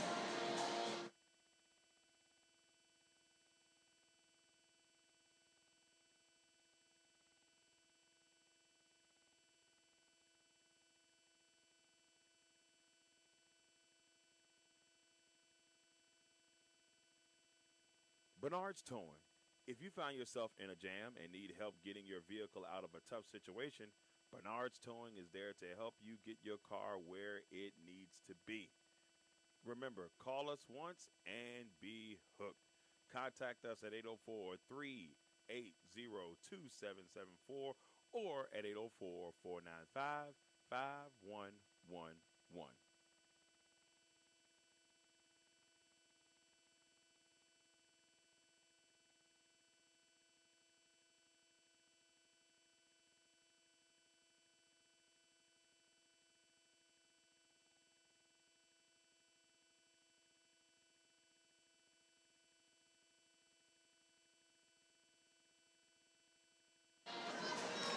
We're back here. 8 minutes left to play. We'll see if Mike LaFleur and UMass can make a run. They're down by 20. And Allie gets one to go. That's a start. Allie Palmieri gets one to go. We just talked about they haven't taken much threes, and she gets one to go there. That's their first three attempt in the second half. 37-54. St. Louis. Peyton Kennedy has it up top, swings it to Hannah Wallace. Knock on wood, but like props to St. Louis. They've been pretty clean on the fouls too as well, the second half. Oh yeah, they cleaned it up for sure. They're still playing some hard defense too. Kennedy Calhoun with the step back jumper, no good. Oh, rebound, Megan Obrus. Here comes McHale, dishes it down low to Stephanie.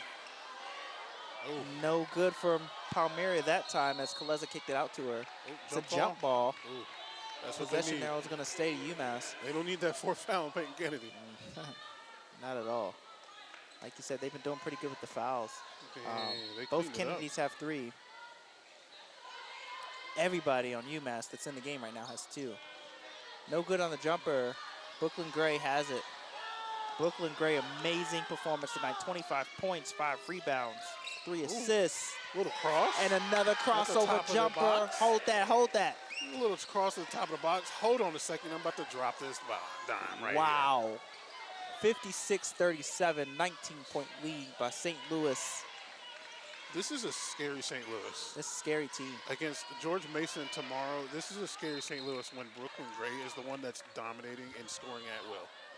Because then Yeah. you don't even have, like, Peyton Kennedy getting off at all in this game, and to a degree. She has 13 points, but they feel like a quiet 13 to me. Like, they feel like a spot 13 almost. Not only that, but Kennedy Calhoun led this team yesterday with 20 points. Yep. I spoke to her after the game, Russ, and she said, well, I got 20 today. She said, but it could be anybody tomorrow. And she's right. As Brooklyn Gray is almost to 30 points in this game. She's definitely right about that. I mean, even herself, like, she doesn't have the 20 points today, but my God, has she been amazing on defense today. She has been everywhere so far on defense, and I love every second of it. As, unfortunately, Kennedy picks up her 4th foul. She does, and her and Coach Tillett had a moment over there. She said, I told you. And she said, yeah, I tried. I wouldn't expect anything less from her. She's going to try. Oh, yeah. But, like, as you were saying, Kennedy Calhoun, 5 steals, 4 assists, 2 rebounds, only 2 points, but they've been 2 free throws, and I'll be honest, I'll take those if she's going to make them. Oh, yeah. And, I mean, she found her impact on this game, nevertheless, right? She's too big of an impact player not to affect the game. Yeah, she's going to find a way to make her mark in some way or another. Mikhail knocks down 2 free throws, and she's in double digits for UMass. She has 10 points along with Ali Palmieri. Shocked someone's in double digits for UMass, to be honest. Yeah, they're getting there. 56-39, 17-point lead for St. Louis. Hannah Wallace has it, being methodical up top. And Umeli, freshman takes the jumper. Freshman on freshman violence there. As she pulls the jumper over Mikhail. Their confidence is out of the building. Spin move and a right-hand layup by Megan Obrist. 41-58 as both teams trade baskets. Skip pass. Wallace has it. She goes up, no good. She was looking for the foul, didn't get it. She was looking for a call. Stephanie Kaleza comes up with it. And here comes Imani. Nope. Mikhail, ripped by the freshman. There we go.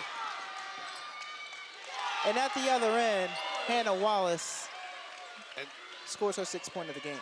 That's right there is what UMass is not doing. I'm looking at this freshman matchup right now, and so far, St. Louis getting the best of it. Oh, Euro layup there we go. by Imani Mikhail. She heard me and said, okay. Freshman from New York, from the Bronx. 13 points for her. Uh-oh. That full court pressure. Jump ball.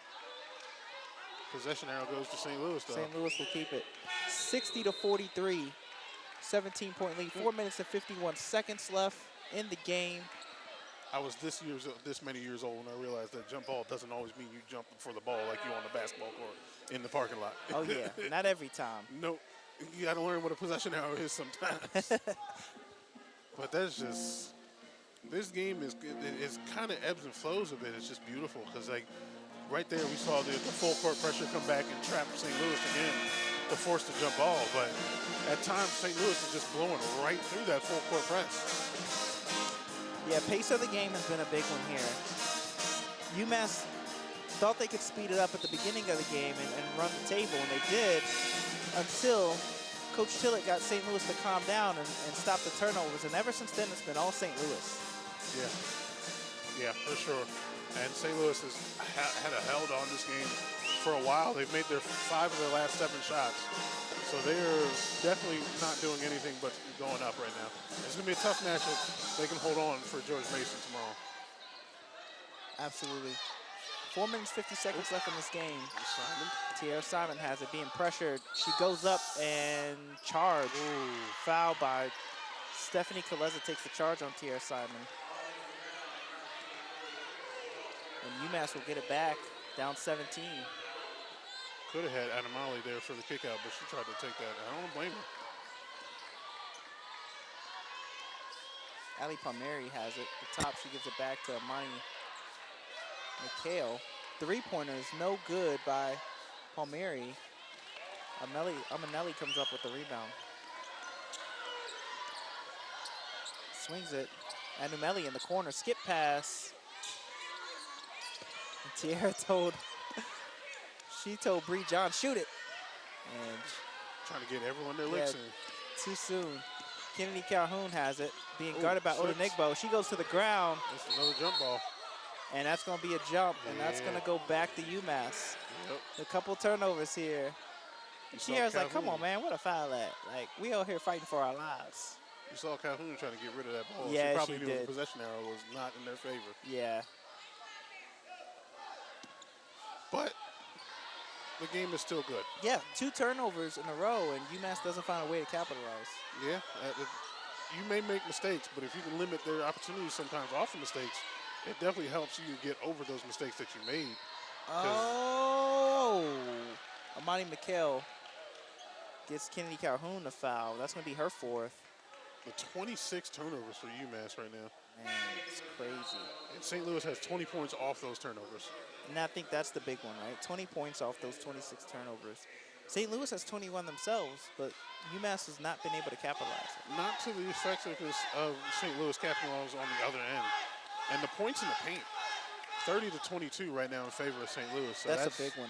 And they're supposed to be the small team, compared, Right. I guess, when you compare these two. Right. That's huge. And I think breaking that press really led to that, Russ. Again, you look at fast break points, 17 to 6 in favor of St. Louis. That they found a way to beat that full court press when they get the fast break going. Across the board. 15-point lead now. Ooh. As Tillett loses it, Odenegbo gets it. Brooklyn Gray just keeping her hands up for an easy stop shot. Palmieri couldn't get it. So after McHale got both free throws to go, they're down by 15. She has 15 on the night. 15 steals for St. Louis to 12 for 15 UMass. steals. That's impressive for both teams. It is. St. Louis has it out of bounds now. 3 minutes and 50 seconds left with a 15-point lead. Tillett trying to drive through the trees. Lost it again, unfortunately. Lisa Kaleza. I'm sorry, Stephanie Kaleza scores it. And now they're only down 13. Still pressure in St. Louis. That full court Tillett has is it. a nightmare when they get it going. Swings it. And Numeli stripped by Stephanie Kaleza. Active hands. And I think it was off of her leg. Ooh. It went off the leg I got to watch the of replay St. on that. Louis. I got to see the replay on that because nobody's happy about Yeah, that he call. called it, and it did. I think it rolled off her leg. That was pretty quick. I didn't see it from that angle myself, but McHale has it. I'm half blind anyway. Gotta leave it up to the guys. I trust the ref. There's the drive. That was a close one though. It happened so fast. Love that pressure. Right, got it out of there. Odenegbo. Nope. Tierra And Simon. no good Oh, by Palmieri as Tierra Simon denies it. UMass is fighting hard. They're not trying to go away like they ain't here. Yep, I give credit where credit's due there. and that loose ball foul on St. Louis, and Kennedy Calhoun immediately comes back in this game for St. Louis. You saw when she left the game just now, Russ, the turnover started going up. Yeah. They had a bunch of, they had mostly reserves and second players on the court, and that was a bad pass. Bad pass by Brooklyn Gray, and the foul's going to go to Kennedy Calhoun, and she is now fouled out of the game. That's it. And she knows She it. just got back in. She just got back in. And she's putting in another player with 4 fouls. And that full court press, Peyton Kennedy comes back. That full court press for UMass is finally starting to work. They got a 6-0 run in the last 2 minutes. They're turning it off and on with this full court press. I don't know. They seem to be taking a break from it sometimes, and then they go back to it. They take a break, they go back to it. And when they have it locked in, it's working. Yeah, it takes a lot of energy on the defensive end. I think they're trying to balance that and being able to hit their shots. Yeah. And now, like, speaking of defense, without Calhoun, how does the St. Louis defense recover? Because That's a her good defensive question. pressure was Ali insane. Pieri takes it up. She's fouled by Tierra Simon.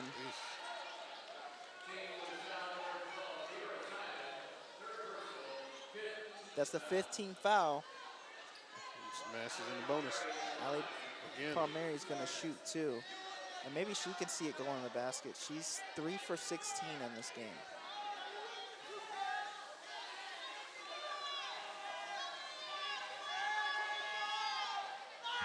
And misses the first.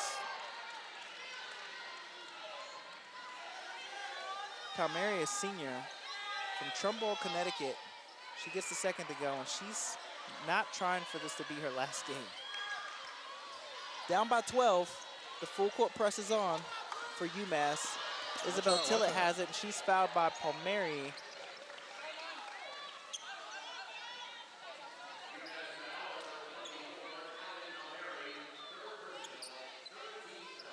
It's only the third team foul for UMass. They're down by 12 now. They've cut the 20-point lead down to 12. 2 minutes and 50 seconds. Time is not their friend right now, Russ. No, St. Louis seems to be wanting to take all of it right now. Pressure as Tillett picks it up. Brooklyn Gray has it, and she's fouled. That was a good one-man trap right there. Oh, yeah. Palmieri had her locked up real quick. Momo Leclerc comes back in the game for Ali Palmieri for UMass. So you got Leclerc, McHale, Odenegbo, Kaleza, and Megan Olbrus. And for St. Louis, you got Anumeli, who's played a brilliant second half on defense. Brooklyn Gray, Isabel Tillett, Tierra Simon, Peyton Kennedy. Brooklyn Gray loses the ball looking for that foul on the contact. And then they get Anumeli, fouls Kaleza. Now that did look like there was some contact down there with Brooklyn Gray. But that was a missed call. Are they reviewing it? Nope, 2 shots now for Stephanie Kaleza. They're in the bonus, so foul, you go to the line now for UMass. St. Louis has just got to be, they got to be careful. Got to be careful. Now they're in a scoring drought. 7 turnovers in the last 2 minutes and 48 seconds. No baskets for St. Louis. Nope, in that same amount of time. It's going to be even that much harder now. No Kennedy Calhoun, she was the leader on their defense.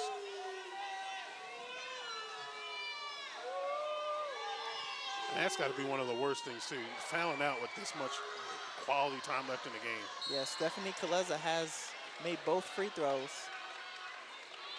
And Umeli gets fouled on the inbound pass. And Isabel Tellett, the IQ, says immediately, hey, they're in the bonus now.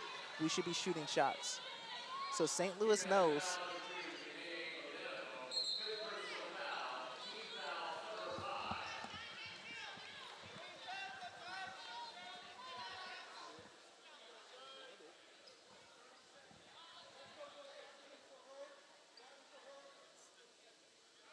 And it looks like that was a foul out by Odenegbo. She just fouled out of the game. So Kennedy Calhoun for St. Louis is gone.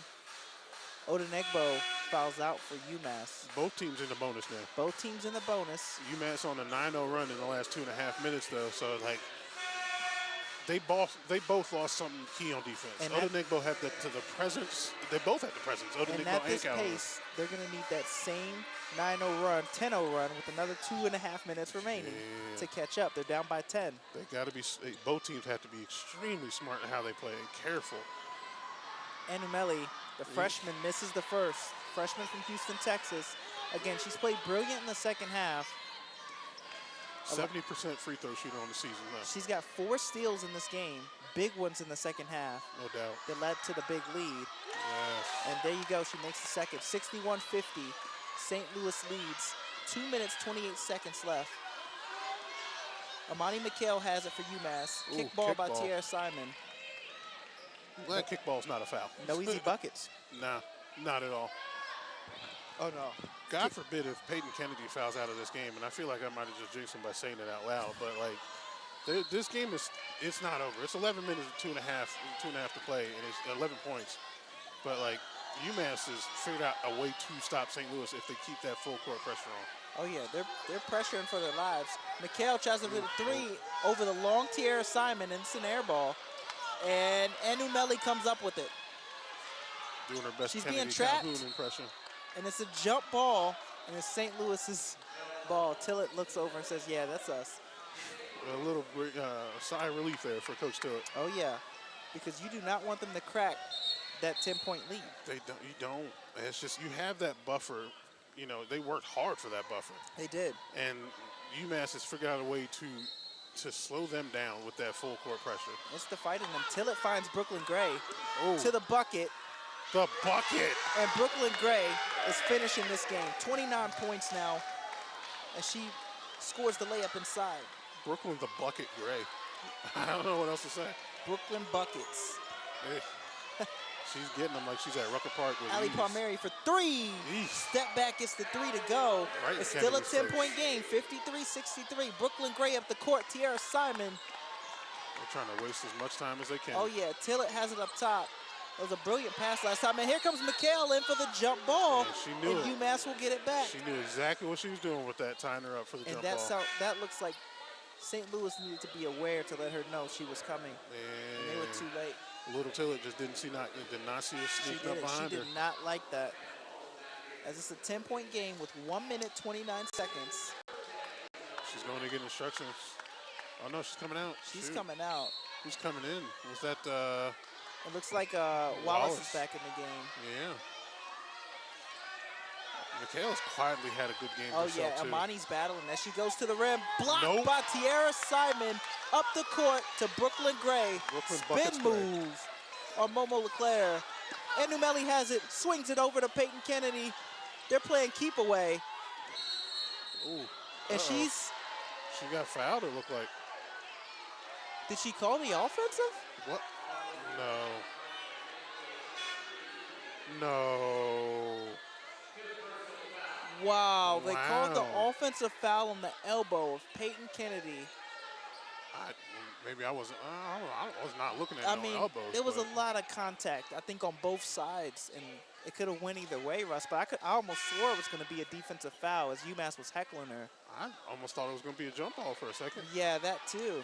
And I thought that's what they called a jump ball man, or a travel. They got her for the offensive foul, and now your nightmare of Peyton Kennedy fouling out with Kennedy Calhoun for St. Louis has come true.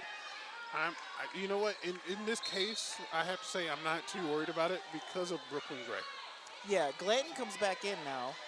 But now for ball handlers, you got Brooklyn Gray, you got Anu Melly, and you still have Hannah Wallace. Yep. And, I mean, Wallace and Glinton have been fighting down low for those rebounds, so they can limit the second chance points. And Gray is no slouch on the boards either. Mikhail out the... Oh, nope. Palmer can't get it to go. Simon fighting for Simon, a board and steal. it gets taken from her. Oh, my God. But Megan Olbreeze, it is an 8-point game with 54 seconds left to play. There's always Reggie at the Garden. There's always Reggie at the Garden, Spike Lee, man. eat your heart out. If you know anything about basketball, you know there's always Reggie at the Garden, and anything's possible. It's 63-55. It's an 8-point game. UMass has cut that 20-point lead to 8 points with 54 seconds left to play.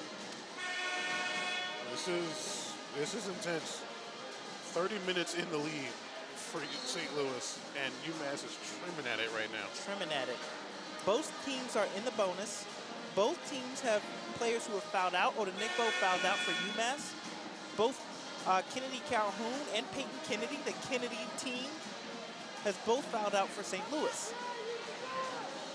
Now, can Brooklyn Gray, 29 points, bring it home to advance to the third round for St. Louis? It's on her, because she's the most experienced one left out of the teams that have been here to the WNLT, to the A10 champions 2 years ago. She's the one. She's the steam woman right now. Ooh, that's a Brooklyn foul. Gray gets knocked out. Her face changed. Amani like, Mikhail could not believe it, but the foul is on her. And she's like, come on now. And she's going to send Brooklyn Gray to the line with 54 seconds left to play. So far, Brooklyn Gray has not missed a free throw. She's 3 for 3 in this game. 80% on the field, on the strike for the season for her. And that's not what you want. And I jinxed her. I jinxed her. The broadcast. I said she hadn't missed one, and I feel like it was a broadcast jinx just now, Russ. We had one yesterday. She's shooting the ball. I feel terrible. Yeah. She makes the second one. I almost feel relieved. I don't want to cheer for her, but I'm glad it wasn't a permanent curse. It just curse. feels weird, doesn't it? It does. To curse somebody. 64-55 now. St. Louis leads by 9. It's another timeout. And UMass is now out of timeouts. It sucks that they have fouled out Kennedy, but at the same time, with the way they play, how physical they are playing, I'm not surprised that they did. They left it all on the floor. Yeah. Two elder statesmen trying to make sure they don't finish tonight. One a graduate, one a senior.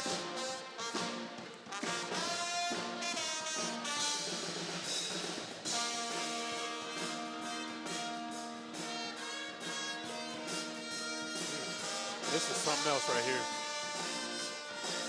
This game is something else. It's coming down to the wire, and it's getting choppy. It's going to be an amazing finish. Yep. 52 seconds left to play. We've seen the lead change 4 times? I think it was 4 times, yeah. But St. Louis has had an overwhelming command advantage of as far as time in the lead. They're the ones being chased. And in this case, I'd rather be the one that's being chased. But at the same time, the way UMass is chasing after them, yeah,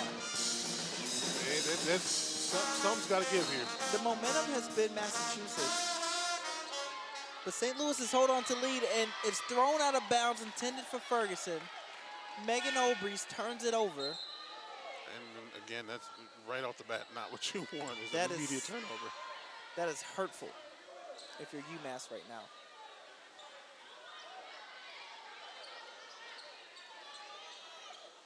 Bree Johns comes back to the bench.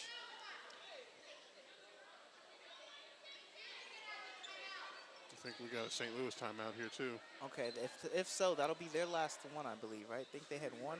Yep. Yep. Tillett takes her last timeout.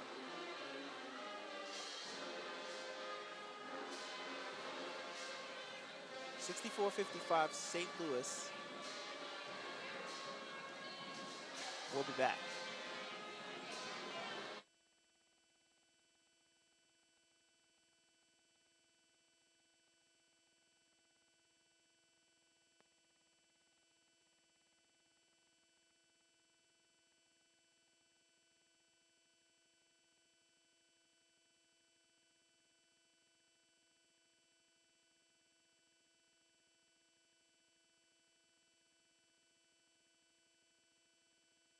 Well, while you're at it, why don't y'all head on over to the Legacy Makers Sports Network social media pages and give us a follow and a like. And might as well give a subscribe and a share while you're at it.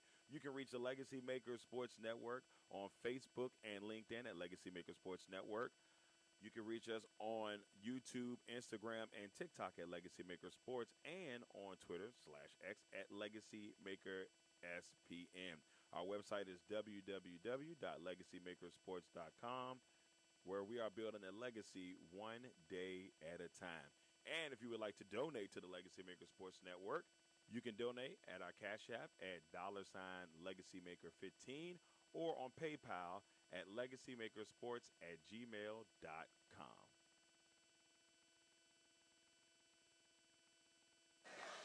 All right, we're back here. 51.8 left in this game. St. Louis has the ball and a 9-point lead. And they're trying to finish it out. Brooklyn Gray gets the ball. Who else? She's trapped. And it looks like last touch by UMass, I believe. Yeah, and it's going back to St. Louis. But they ripped it out of Brooklyn Gray's hands, and Tillett and Ferguson fought for it. And that press is... It's nasty. It's crazy how they're putting the press on now, but it's nothing new. St. Louis has seen this all game. Right. But it's just now it means a hell of a lot more. For UMass, it's like the rent's due. Yeah. It's like the rent's due like yesterday. Yesterday. And the landlord is about to knock on the door for the 4th time asking where the check is. Okay. In the Hannah Wallace. She has it all the way. Tierra Simon pulls it back, and she's fouled. And they're in the bonus, so she's going to the line immediately. And I think that's the 4th for Imani McKell. But I'm not too worried. That's 82% going to the line right there. Oh, yeah. But he said, yeah, they got 2 players now on the court with 4 fouls. Mm-hmm. Her and Megan Obrys. See if Tierra Simon can bring it home. She makes the first. The clutch gene is active. It's active. 5 points, 11 rebounds for Tierra Simon. I believe that's going to be the game high. And she misses the second. Obrys with the rebound. McHale pushes it up the floor. Oh, knocked loose. Stephanie Kaleza could not handle it. Oh, and Umeli looks like she's fouled by Obrys, and that might be her 5th. Yeah, they look like Obrys there for a second. See who they call that on. Yep. That's number 5. 5th personal. She's out of here. She's about to run to the line like she's going to get under the bucket. Yeah. Sorry, girl. Unfortunately, you got to go. Not that we want you to. That's it. She finishes 8 points, 3 for 11, 6 rebounds. She fought hard. She did. This was the Brooklyn Buckets Gray show right now. Oh yeah, 30 points for Brooklyn Gray. 30 ball. She was not messing around, man. Annie Melly misses the first free throw. The freshman, like we said before, she's only 69% from the field, from free throw for the season. So she made those 14 minutes count, Russ. I mean, she had a couple turnovers, but 5 steals, 5 turnovers, 5 steals. Quality time. And she misses both free throws. Rebounds for Sorrentino. Mikhail's fighting to get it up the court. She's met by Brooklyn Gray. Too much time. Faleza has it. Yeah, they can't get a shot off. Palmieri has it. Ferguson has it.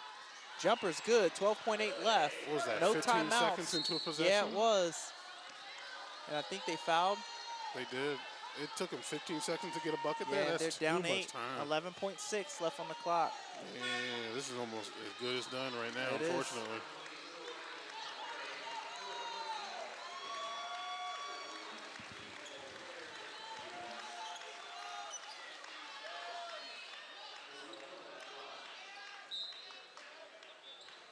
Isabel Tillett will go to the line.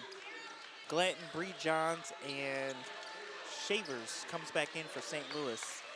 Brooklyn Gray getting her much-needed rest for the rest of the game. Coach Tillett with a big smile. Yeah, and a tough break there for UMass. As you can see, their seniors, the emotions are coming out now.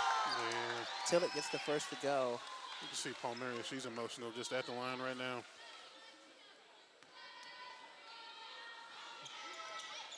She gets the second to go as well. She kind of shrugged like it wasn't the prettiest free throw shot, but it went in. Mikhail has it. She tries to lay up, no good. And time's gonna run out.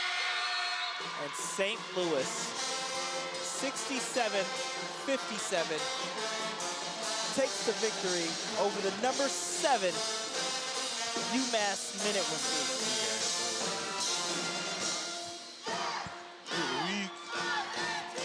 But that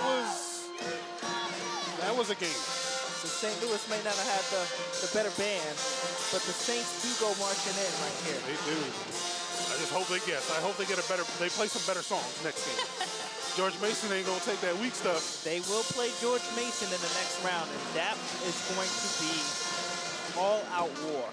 It's just the way they played defense was beautiful tonight. They gotta give credit for that. And then just Brooklyn get buckets. Gray was just like exploded, nearly tripled her season average in points, and just had a completely dominant game. And it was just beautiful to see. She was brilliant on the court with all her decisions. 30 points for Brooklyn Gray, 6 rebounds, 3 assists in 36 minutes. Ain't a steal to boot. Why not? She played amazing.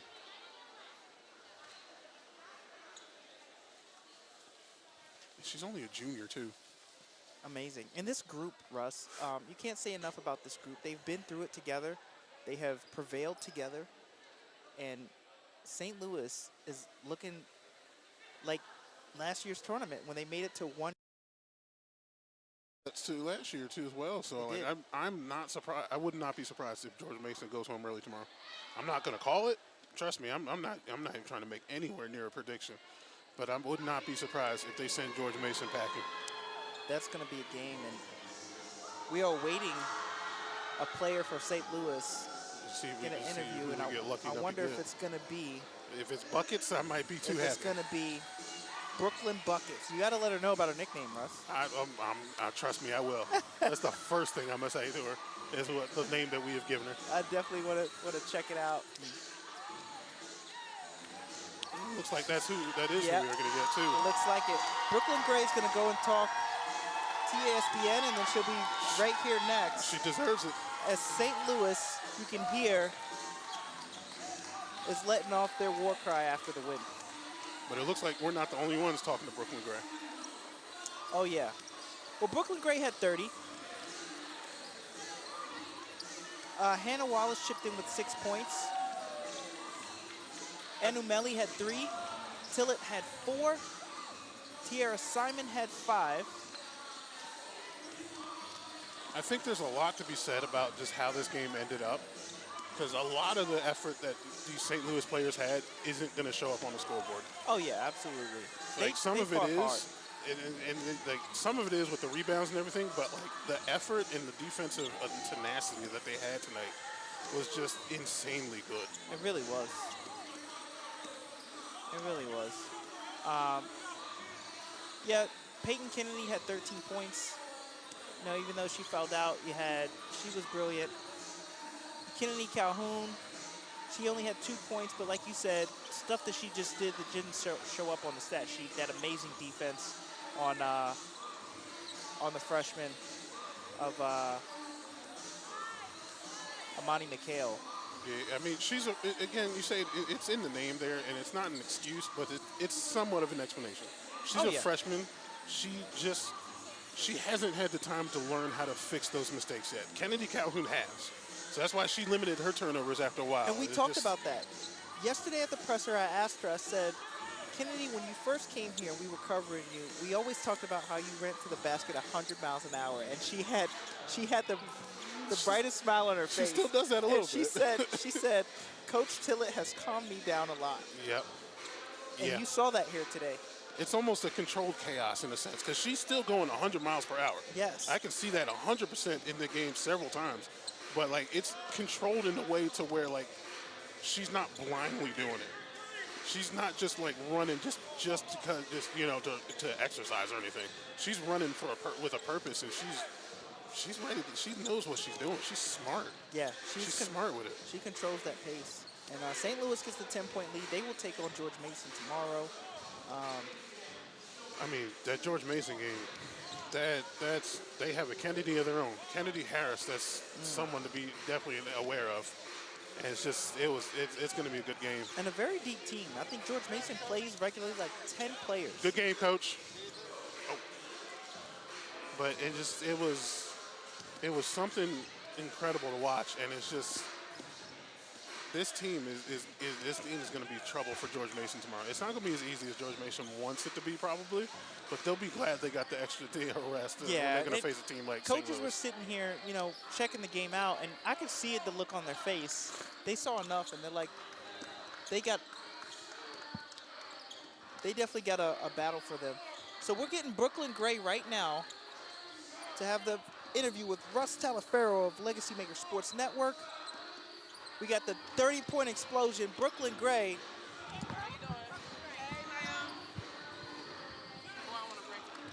How y'all doing? Oh, good. Thank you for joining us, Brooklyn. We dubbed you Brooklyn Get Buckets Gray during the game because you went off on the explosion, nearly tripled your season average. And we talked to Kennedy Calhoun yesterday after her 20-point game. She said it could be me one night, it could be anybody one night. What do you say about your game tonight itself? I was just feeding off my team. I knew we needed to come out strong. We needed to come out hard against a team that already beat us this season. And we all just want to win. At the end of the day, we all just want to win. And like Kennedy said, it could be anybody's night. And tonight it was just mine. And I'm glad I could help my team pull out the dub today. For sure. They seem to be giving you guys a little bit of trouble with that full court press, trapping you guys a little bit in the corners. And it was a little bit rough. How'd you guys find a way to get through that? Because your fast break was insane tonight, too, as well. Trusting in our coaches and what they want us to do. UMass, we got to get them credit. They are a very high-pressure team. They are a really good team. But we just outsmarted them at the end of the day. I mean, they put up a good fight, but trusting in our coaches, trusting in my teammates and what they wanted me to do, what they wanted us to do, and we ended up getting the dub. Sometimes you got to call a spade, and you guys just outplayed them. But you look forward to tomorrow against number 2, George Mason. They have a Kennedy of their own that's dangerous, too, as well, and also another top scorer in the A10. How do you guys see that matchup going for you guys? Honestly, we just try to come in with the same aggression we come in with every other game. Just play our game, be everywhere on defense. Our defense fuels our offense, and that's what happened tonight. And we're just going to continue to do that going into tomorrow. Good. We look forward to it. We can't wait. Good luck. Great game today. We can't wait to see you guys play tomorrow. Thank you so much. No problem. Thank you for joining us. And that's it for us here at Legacy Maker Sports in this game tonight. St. Louis wraps up the win against UMass, and we'll see you in a little bit too as well. The next game we got going on It'd be Dayton against LaSalle, and that's shaping up to be a good one as Darrell joins me again. Hey, what's up, everybody? Look, first of all, great job by you and Lamont. Amazing broadcast. Impressive. All I can say about St. Louis, they continue to do their thing. They do. And tournament times come around, and they crank it up another notch. The band keep telling the Saints are marching in, so we know something is happening. And once again, Team Kennedy and the crew are moving on. They know how to turn it up in postseason play. It's crazy because it's defending NIT champion. 2 years ago, we're an A10 champions, so they know what to do in the postseason, and they have the right leadership for this kind of pressure, this kind of atmosphere. That's the most impressive thing. They continue to do well. They will meet a great George Mason team tomorrow. That should be a fun one tomorrow, I believe, around 5 o'clock. That's going to be a banger. So definitely going to be a good one tomorrow. 5 o'clock on Peacock. 5 o'clock on Peacock. So once again, everybody, thank you all for tuning in for another broadcast. Once again, shout out. Great job by Lamont Thomas and Russ. Amazing job today. We got one more game, y'all. We got the number 6 seed Dayton Flyers taking on the number 14 seed LaSalle Explorers, who are in the mindset of thinking, why not us? So we will see you all in just a little bit. Thank you all for tuning in for another Legacy Maker broadcast as our 6th game of the tournament is complete. Number 7 is on the way. We'll see you guys in a little bit.